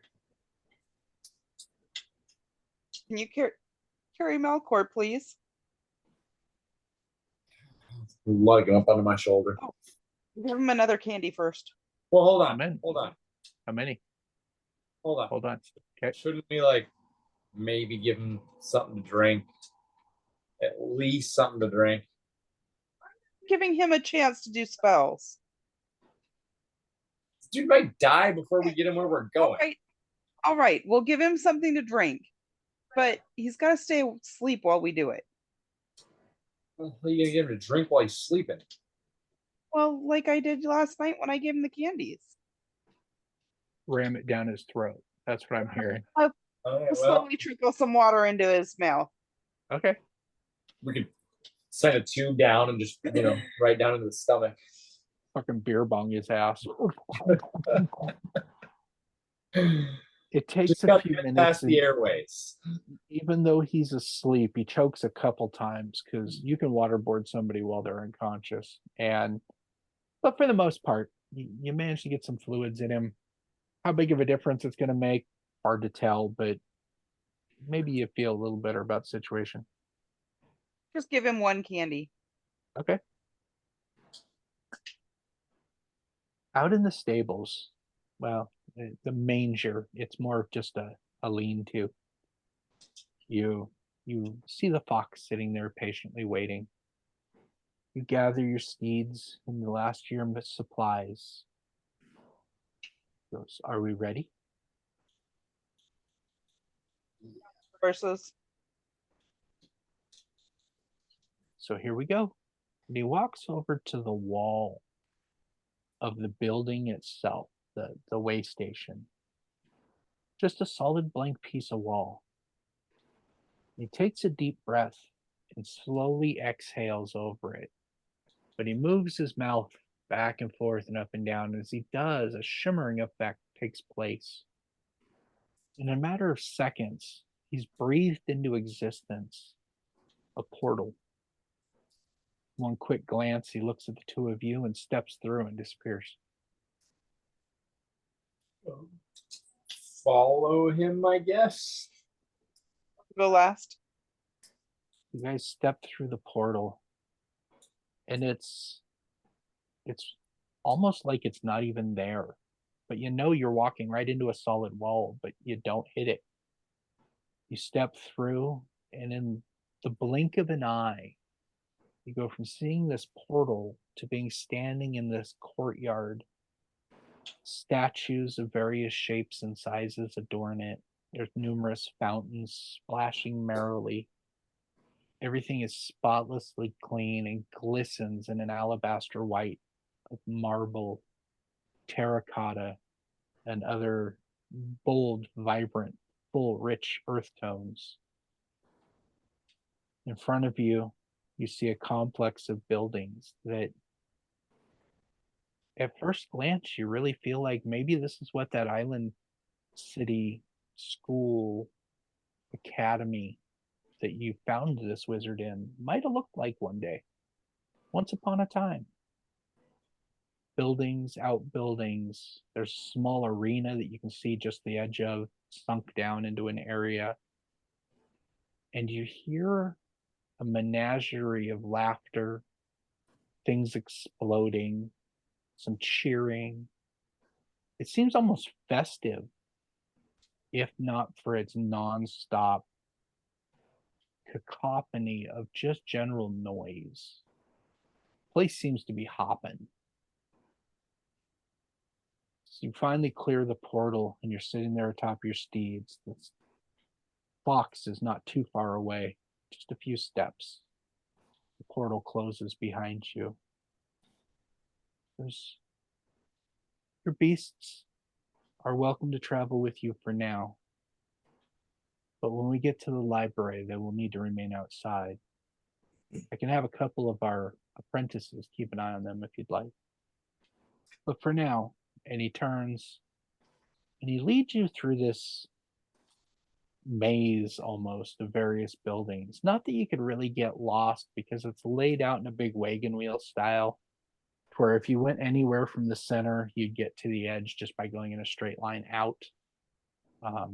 Doesn't seem to be anything resembling defenses. There's no walls, which is really weird in this world. Almost everything's behind a wall. But slowly you're led to the library itself. You hop off your horses and the fox leads you up to a set of double doors that slowly open as you step up. He leads you inside, and sitting at a table inside, there's a robe-covered gentleman. His head turns slowly towards you. Did you bring Malcor, or is he on the horse? I was carrying him on my shoulder. You're bringing him? Cool. As you guys wander in, this gentleman steps up from whatever book he was reading. Deliveries are around back, and you can tell he's talking to the fox. And there's a tone of, oh my God, in his voice. And the fox turns and glares at him briefly. He goes, if anybody knows around back, it's you, Wilfred. You and your back alley dealings. The fox turns and walks away from him. Just look at him and I say, I'm not a delivery, I'm a person. And I follow the fox. You hear Wilfred mumbling and stumbling under his breath, trying to come up with some decent response, but you're out of earshot before he ever manages to say anything intelligible. You see the fox walking, and he's just shaking his head like, ugh. A few sets of stairs, a few long corridors. And you guys enter what I would probably define as a small study, but it's not very small. Private reading room, well lit, but sitting in the middle of the room in about a half-sized armchair, feet up on a plinth, slowly paging through a book that's almost as large as she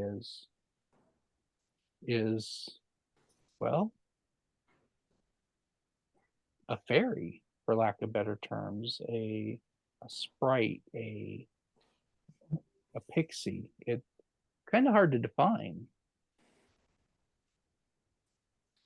Bookmark goes in, pages get closed, the book gets set aside. This half-sized creature turns, in all of her 3-foot glory, her little wings start to flutter, and she rises from her chair and glides towards the two of you. Is that who I think it is? Pointing at That- your. Would be Malcor. If you would kindly, and she gestures to a long wooden tray, table, workbench type situation, plenty big enough for Malcor. If you could deposit him here for me. I'll go plop him down on the table. Okay, roll me a dex check. Actually, make it a strength check. A nat 1. Nice. You potato sack him. You just go, you know how you get the momentum going, and you just. Yep. And his head hits the table with a resounding thud. And a small pool of blood starts spreading underneath his head across the top of the table. You hear this flighted little woman go, "Oh, bother." Absently passes her hand across the surface of the table, and Malcor laying there. And the blood vanishes, and you hear Malcor's breathing ease and richen as he takes a good deep breath, which it's been a while since he's been breathing okay. You do remember that this was live bounty, right? Still alive.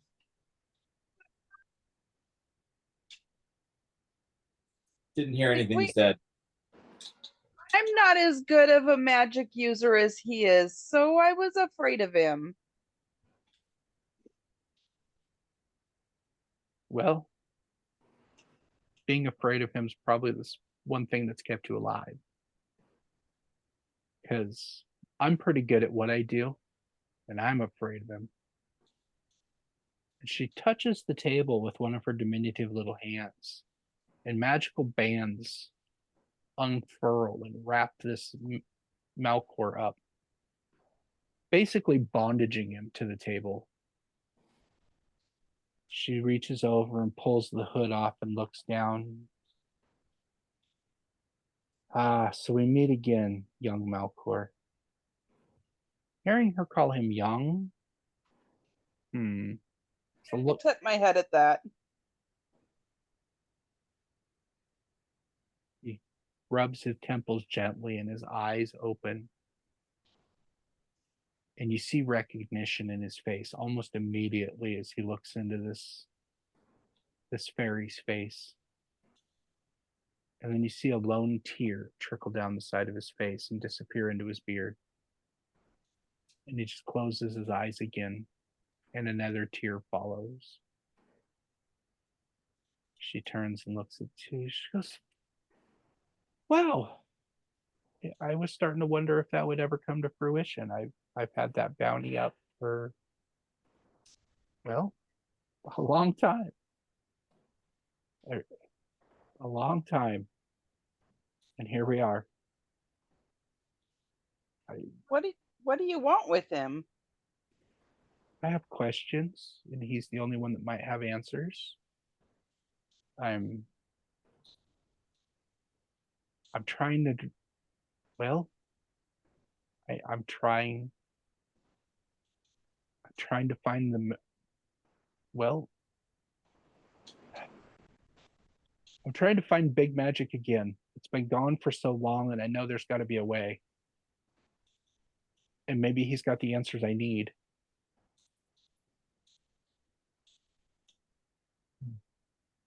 Okay.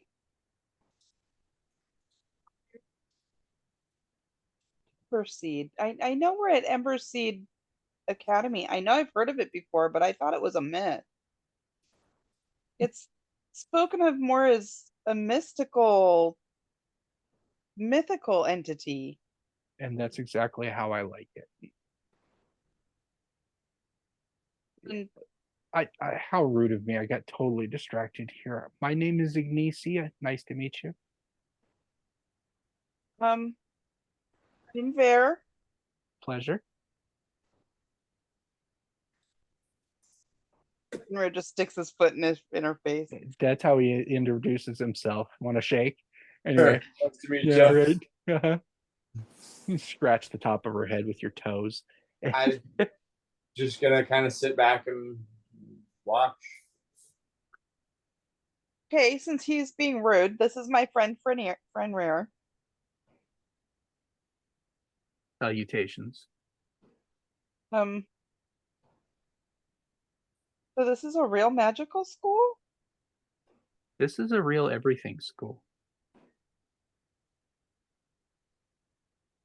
But yes, we started out as a school for magics. We've grown into something a little more diverse, a little more, well, well-rounded, might be a good way to put it.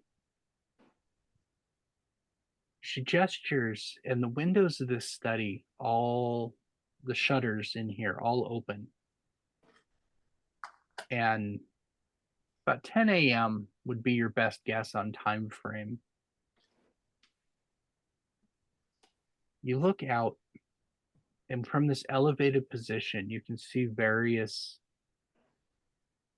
fields, various agility courses, combat training going on. You see people with spears, swords, bows. There's magic being used left and right. And it just this early morning glance, you could easily say there's a couple hundred students here, all training hard. I walk to the window. As you walk up to the window, Ignacy comments, with large magic being gone, broken, missing, we decided to diversify because so many people, even if they follow the path of a devout wizard, can only go so far. So most diversify. Maybe you're a wizard, but you happen to be able to stab people in the forehead with sharp implements. Great. You're a well-rounded tool. Others dedicate themselves, like I have, to trying to discover why the magics are broken in the first place. So we have extensive libraries and knowledge here. And every year we have a few people join and a few people graduate. So we've always got a pretty steady populace around here. Definitely makes the local wildlife think twice about visiting.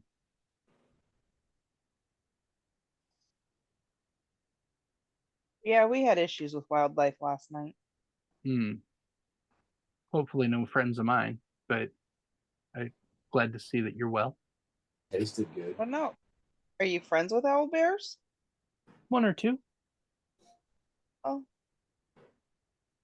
I hope it wasn't your friend then. In all likelihood, considering where we portaled you in from, it's not real likely, but yeah. And frankly, that's the way of the world. If something came to eat you and you defended yourself, nothing you can really do about that. Well,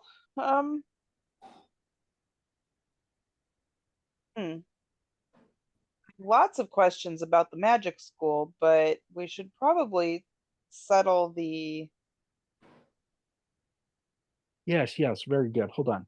And she snaps her fingers, and you hear a loud bell ring out in the hallway. Moments later,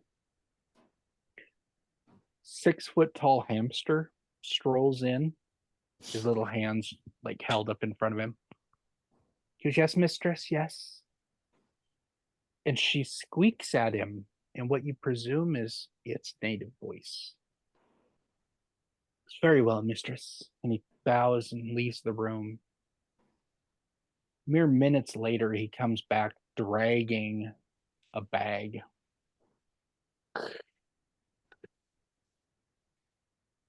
He stops not too far from you. drops the neck of the sack. Is anything else, mistress? Nisi says, no, it's all good. And he scurries off, closing the doors behind him. As well, 9,000 gold as promised. And well worth every copper of it. So, how does one get signed up for the school? Oh, piqued your interest, have we? Well, my family tends towards warlocks. I myself am a bard, but yes, I have some interest. How about you, Tiny? I'm not a magic kind of person. Let me guess, you're one of those people that solves all your problems with your muscles. How's that working out for you? So far, it's pretty good. Okay, I'll believe you. As for gaining admittance, there's a little bit of trial involved to prove your value, and if I like you, I'll offer you an invitation. Tuition's a little steep, depending on what you're looking for, but most people say it's money well spent. So you can help. How do you help people find higher magics? Research. Sometimes we go excavating, finding old ruins from before the calamity. The collapse basically buried everything, and there's a lot of it still intact. Accessing the information after finding it becomes a bit of a challenge sometimes, but there's retrieval, and then there's research, and then there's a little bit of research and development as far as figuring out sometimes strange languages, sometimes strange recording methods. Yeah, it's a little different every time.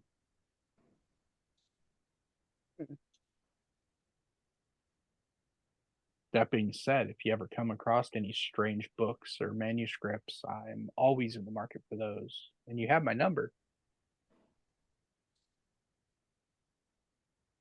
Hmm.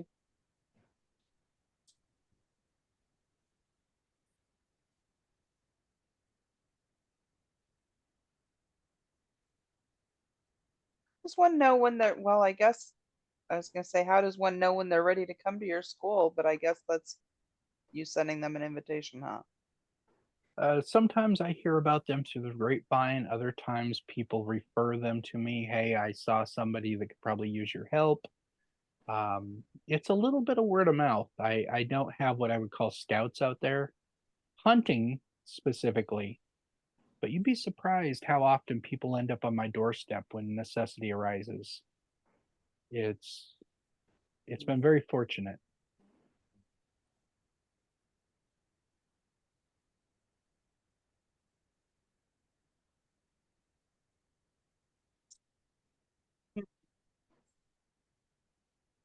I don't know how we're gonna fit all that gold on our horses. Yeah, it's about 900 pounds of gold. That's a good question. I mean, I've got a war horse. He's pretty capable. He can pack quite a bit in his saddle. You wouldn't be able to ride it after you packed all the gold on it, but yes, it could carry it. That's all right. I'll walk. And how much can we put on in a, say, one of our flat backpacks? Oh shit. I don't remember. I think I wrote it down. I think it was 100 pounds, right? That's what's ringing. That's what's tickling the back of my brain. I think it was 100 pounds. Yeah. So that would be 1,000 gold pieces if that's all that was in it. Well, let me see. I think a war horse is like 500 pounds or something like that. Okay.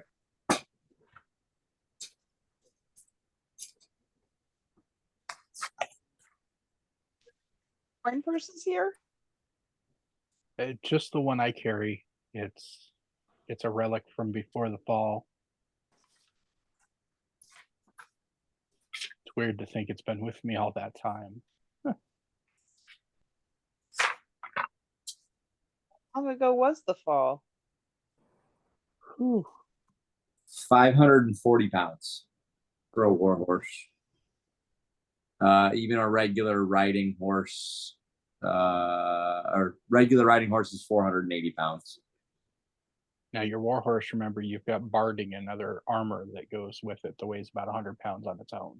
Okay. So just something to remember. Yep. How long ago? And you see her start calculating 273 years by my reckoning. Oh, Where's the time go? Whew.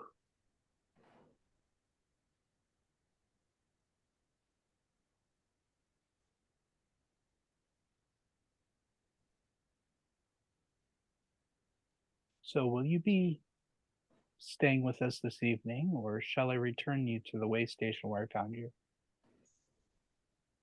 It's about noon at this point. Things have been progressing along.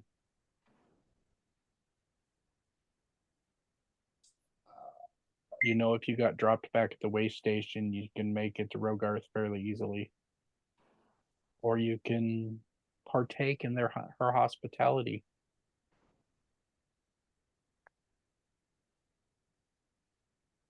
It's up to you. I'd Bear. like to stay the evening, learn more about the school, and leave in the morning. And hopefully we figure out how to deal with this money in the meantime. Sounds good. Gentle reminder, Fenrir, when you guys were gathering up the magician, you remember there was a fairly decent sized lump of green ore that you saw that kind of fancied you being a blacksmith or whatnot that you're still lugging around. Yep. So, well, if you're willing to stay, I can absolutely put you up in the guest quarters, and our food and our entertainment are at your disposal. I can have one of my acolytes show you around and answer any further questions. Unfortunately, I need to get back to my research. I don't have words to thank you for what you've done for me by bringing him here. And she gestures towards Malcor. I've got some questions for him. Oh. Hopefully you get what you're looking for.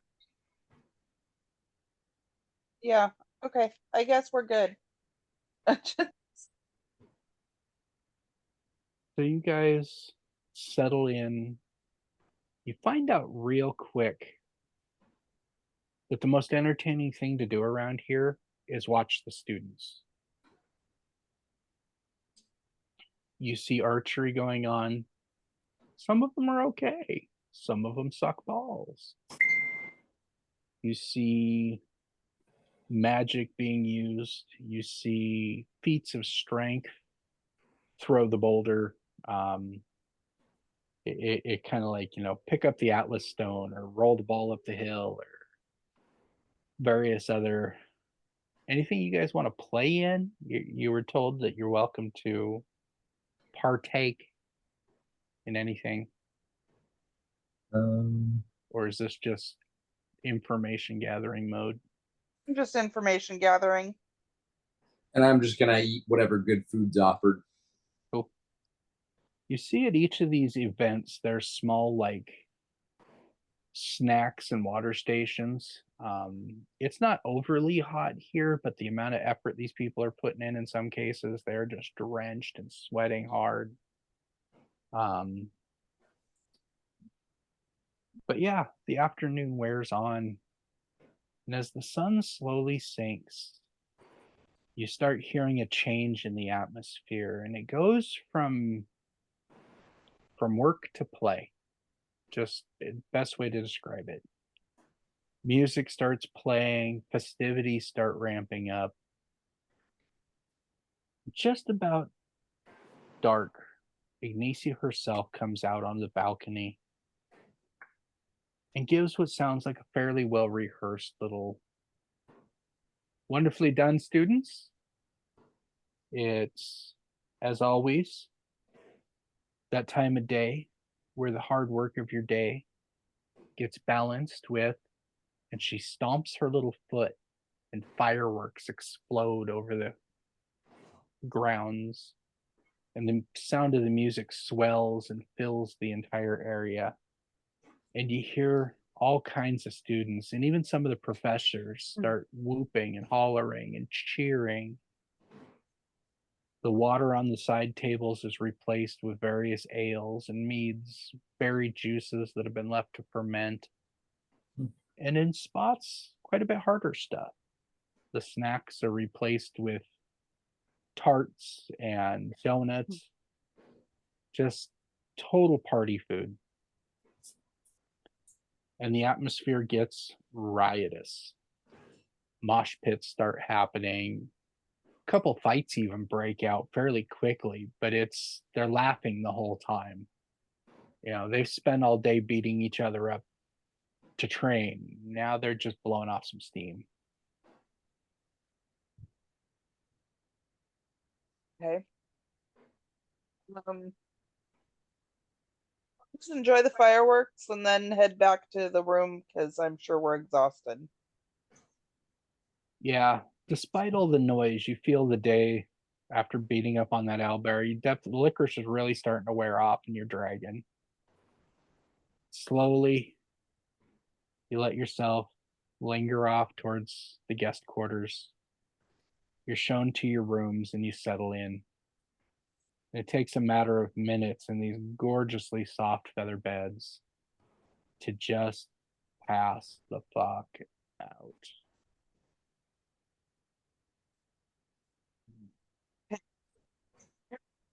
So you said a regular horse can hold how much?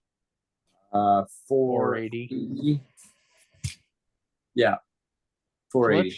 just for ha-has and everybody's fun, let's say each horse can carry 500 pounds. Sounds good. And you've got 900 pounds of gold. And we can always shove some So- backpacks if we need to lighten load. Yeah. It goes from 900 to 700 if you pack both backpacks. And realistically, that'd be pushing it because there's other stuff in your backpacks. But for easy numbers, get you down to 700. And then each horse can carry. 5 technically. So if you split it, you'd have 350 each. Yeah, we'll just do that. And we can still ride our horses, yeah. You could. I think he weighs more than 150 pounds. Yeah, I'm heavy. You could always, I mean, if you want to run them right at their limits, you could always take more on your horse, leaving his a little lighter so that you guys could probably run right at that raggedy edge, but you wouldn't want to go anywhere fast. It would be you'd be plodding your way along. You wouldn't be galloping or racing anywhere, but they could get you there, wherever there might be. I don't mind walking with the horse.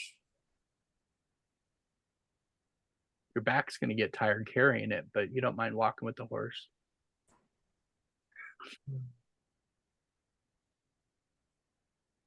It's gonna be a slow journey either way. So He walks, will we make it to the town before dark? Depends on which town you're going to. You going to Seaside or you going to Rogarth? seaside. Right? Yeah. Sure.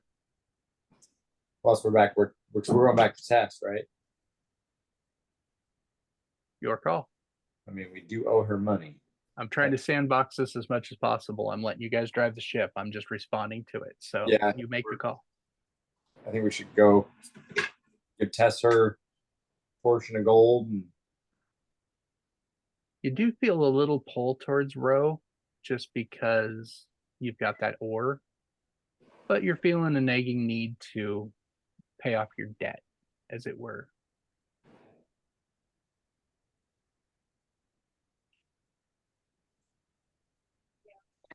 Seaside. Okay. So seaside it is. Just before you leave, the fox walks up, says, I can make your journey a little easier.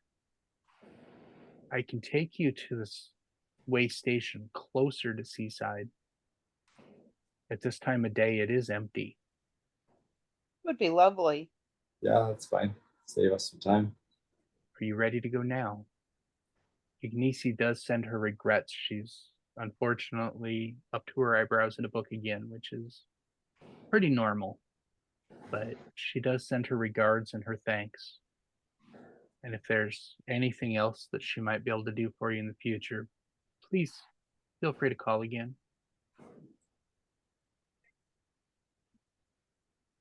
Ready to go now. Yeah. Sir? Yep. So again, this fox exhales up against a blank wall, and the swirling mist coalesces into a portal, the other side of which you can just make out the faint details of an empty way station. You guys step through, and this time, it doesn't even really feel like you went anywhere. It's like you just walked along, but the scenery changed. And as you step through, you realize where you're at. The sun hasn't even quite come up yet. It's still dark. It was an hour after sunrise when you left. Yeah, Way station closest to Seaside. The fox acknowledges it absolutely is. Thank you very much. Thank you. And he turns, steps back through the portal, and it collapses behind him, leaving you in a fairly dark, empty way station with your horses inside. I don't think we should leave until it's light out. Yeah, no, I agree. Spend the next hour basically keeping the horses calm. Nothing outside alarming going on. But you guys step out at first dawn, and you realize the horses moving at about half speed. It's a damn good thing you guys made this option. Otherwise, you would have went way station to way station trying to get back. As it is, leaving at dawn, you guys roll into town about 3 o'clock in the afternoon, and the horses are looking hammered.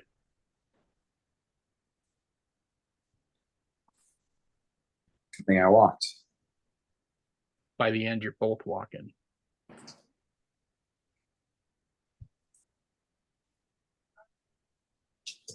Aye. Did we go straight to Tess? Yeah, that's probably the best idea. Okay. You guys are outside the walls, coming down the last stretch towards town, and Bear asks if you should go straight to Tess. Agreement is made, but at the mention of her name, you notice the narwhal. It's not in port. Trust me, if it was, you'd know. It's obvious. No sign of it. Huh. Okay, well, I think we always should go go- to Ned's then. Yeah, I was gonna say you can always call her. On Ned's? Ned's it Yeah, is. You guys pull the horses up in front of Ned's, tie them off. You leaving the gold on the saddles? I'm gonna stay outside with the horses and the saddles. Alrighty then. Yeah. There, you work your way inside. There's a couple other people browsing around Ned's today, but nobody seems to be occupying his time pertinently, so he steps over. How was it? Well, for a mythical magic school, it actually seemed really real. Well, hopefully your really real reward is worth the Yeah. trip. do you do banking per se? I do currency conversion from coin to various other gems, art objects. Can we get help carrying this into your shop then? You've got that much? What happened to big guy? He's okay, yeah?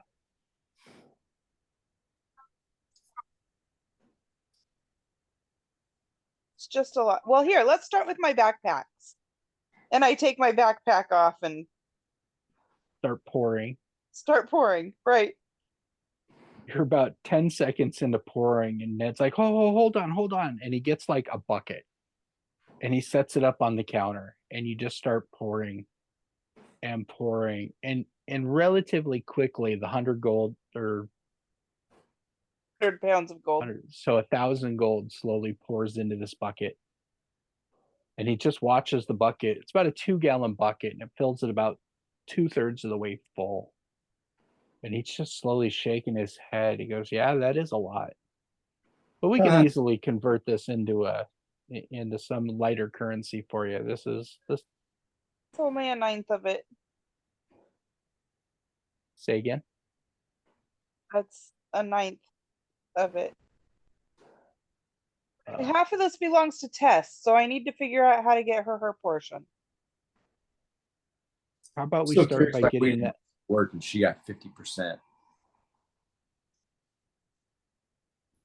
Because no, you're outside. I'm not saying it. I know. Okay, Thinking to myself. so But I like where your head's at. So go outside. you step back outside. Ned stays inside because there's other customers.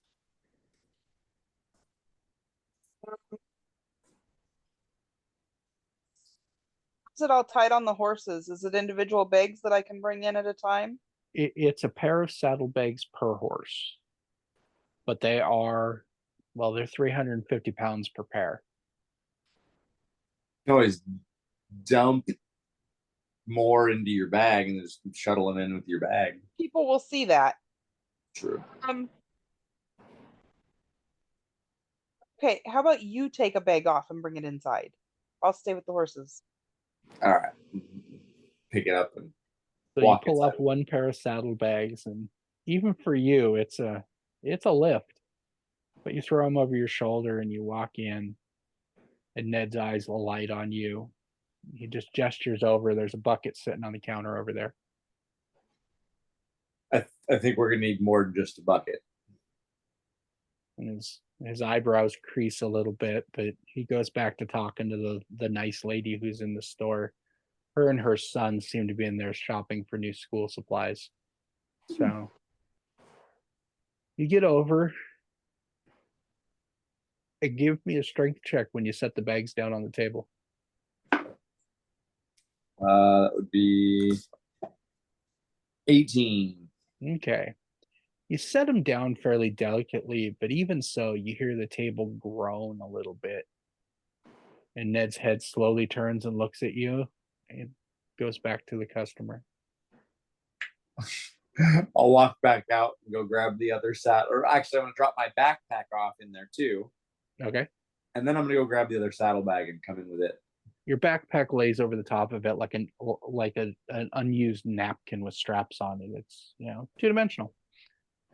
But you step back out and grab the other bag and bring it in. At this point, Ned's migrated over by the table, but it's not too close. He doesn't want to seem like he's digging or prying. But as you come back in with this other duffel bag, this does leave the horses, but they've been unburdened at this point. Are you coming in as well? Off and then I'll come in. Okay. So you guys work your way in together, and he's about 10 feet away from the table, just kind of waiting for you. And he looks over at you at Fenrir and says, how about we just set that one on the floor? The other one looks heavier than I thought. The table's already complaining. I'll put it on the floor.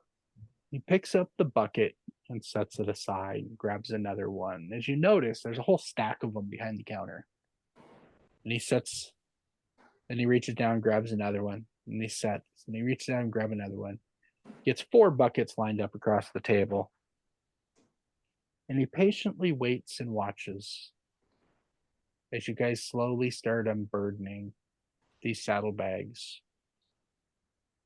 Before you even really get started, the last customer comes up to Ned, makes his purchase, and heads out. And you guys realize at this point it's quiet in here finally.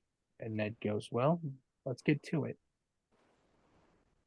And the two of you start pouring and pouring. The sound is intoxicating.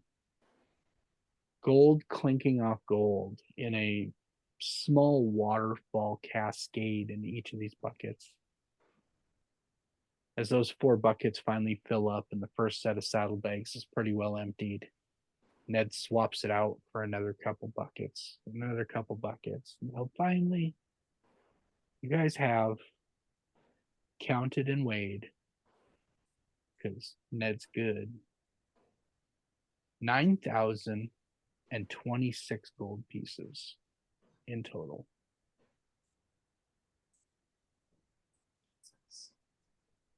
Hey, Your backpacks are returned, the saddlebags are set aside. Totally retrievable, just out of the way. Ned just goes, that's not a bad couple days work. You didn't have to kill too many people to get it, did you? Nobody actually. actually, we had to keep him alive. Oh, well, that's a rare change of pace. I won't ask too many more questions. Sometimes the answers get me in trouble, so Okay, so 4,500 goes to Tess. Ned just shrugs. Can you drop your conversion for her? For Tess, shouldn't be a problem. I know what that woman likes. Yeah. He reaches behind the counter and he pulls out a box. And as he opens it up, you see it's a variable rainbow of cut gems. And he pulls out some scales and he starts weighing and measuring. And when he's done, he sets down a small satchel, weighs maybe 2 pounds. But there's a lot of rocks in there, some of them fairly decent size. Goes, well, that'll take care of the 4,500 for Tess. How can I? So that's 2,263 for each of us, Mike. Okay, 2,263. So,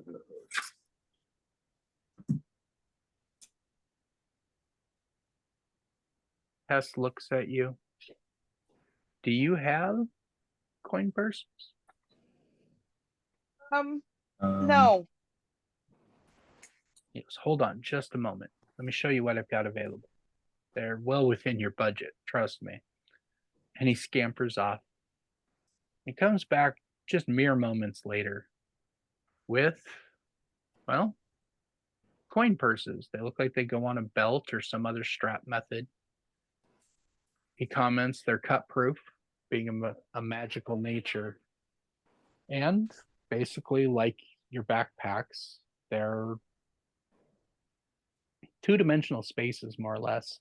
They're not quite as 2-dimensional as the backpacks, but they're coin purses of holding. it's kind of like something like that, yeah? Yeah. And better secured to the belt. There's like actual loops that it goes through and stuff, but for the most part, yes. And the beauty of them is, as long as it's exclusively coins, gems, or other objects of that type, not necessarily sculptures, chandeliers, candelabra is big, but if it's gems or coins, each of these can hold 500 pounds. Damn. And they're 25 gold pieces each, but they're They're the Cadillacs of coin purses. I do Yeah, I'll have take- smaller ones. I do have more affordable ones, but if you're going to do it right, if you're going to be an adventure, it's rough to get caught in a dragon's lair and only be able to come away with 2 pocketfuls of treasure. It's really been my 2? motivation. Huh? I said I'll take 2. Okay. I'll take 1. Okay.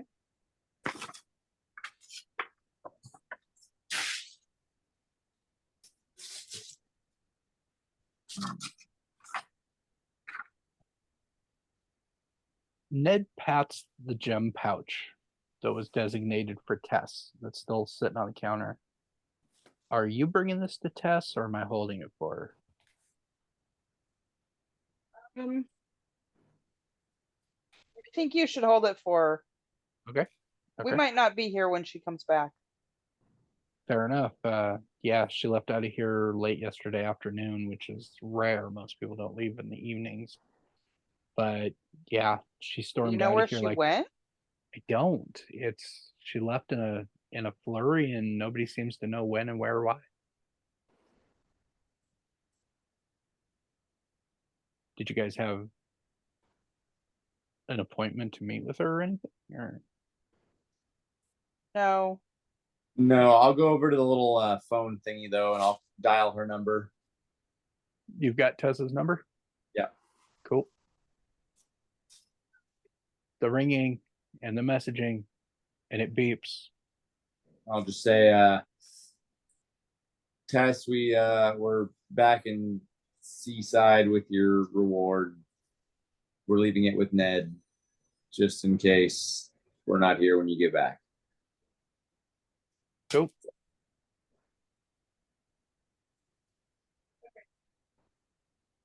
And a little glyph appears on your fingernail. There, yours has disappeared. After you answered the message and it went back to 0, the glyph on your fingernail faded.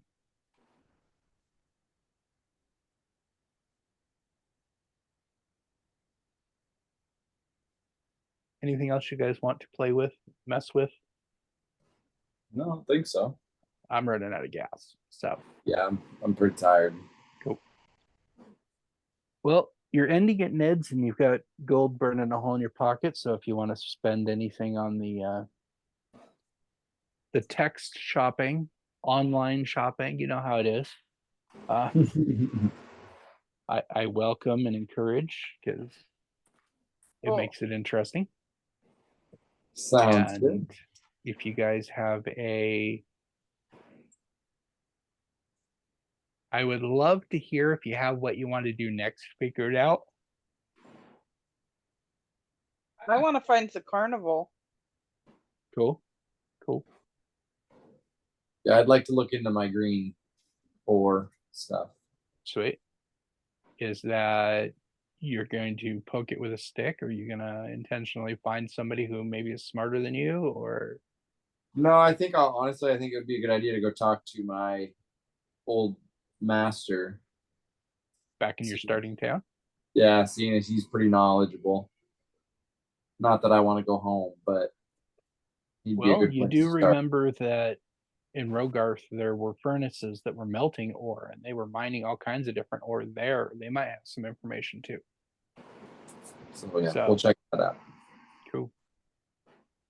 The horses are grateful for the night off, if nothing else. And yeah, I would just say text, shop, and recuperate. Decide if you want to wait for Tess at all, or if you feel like you've accomplished what you need to there and would like to step off. Okay. All right. The more heads up you can give me on what you want to do. I mean, are we feeling like back to hometown's our next move? Yes. Yeah, probably. Cool. Yeah, rumors are the carnival, even in this town, still almost a month away. So time is working its way that way, but it's not there yet. The other thing you can do is level to level 3. Woo! So All do right. your homework. I'd love to know what choices you make when you make them. And so I'm prepped for next session. Sounds good. The obligatory owlbear has made its appearance, so kudos to us. You didn't And bite my hand this time. well, no, you didn't ask it to either. So, and you've met a very, very, very, very, very old Ignisi. That's pretty cool. Well, that was Ignisi's mission. She wanted to start a school. Well, Yep. Here we are. Well, it means we must have beat the tower. Yeah. Good shit. Or even if you didn't, she figured it out even without the wish. So, That's true. Yeah. sweet. Alrighty. Big hugs. Yep. We'll talk to you guys later. Toodles. Love you guys. Bye. Bye.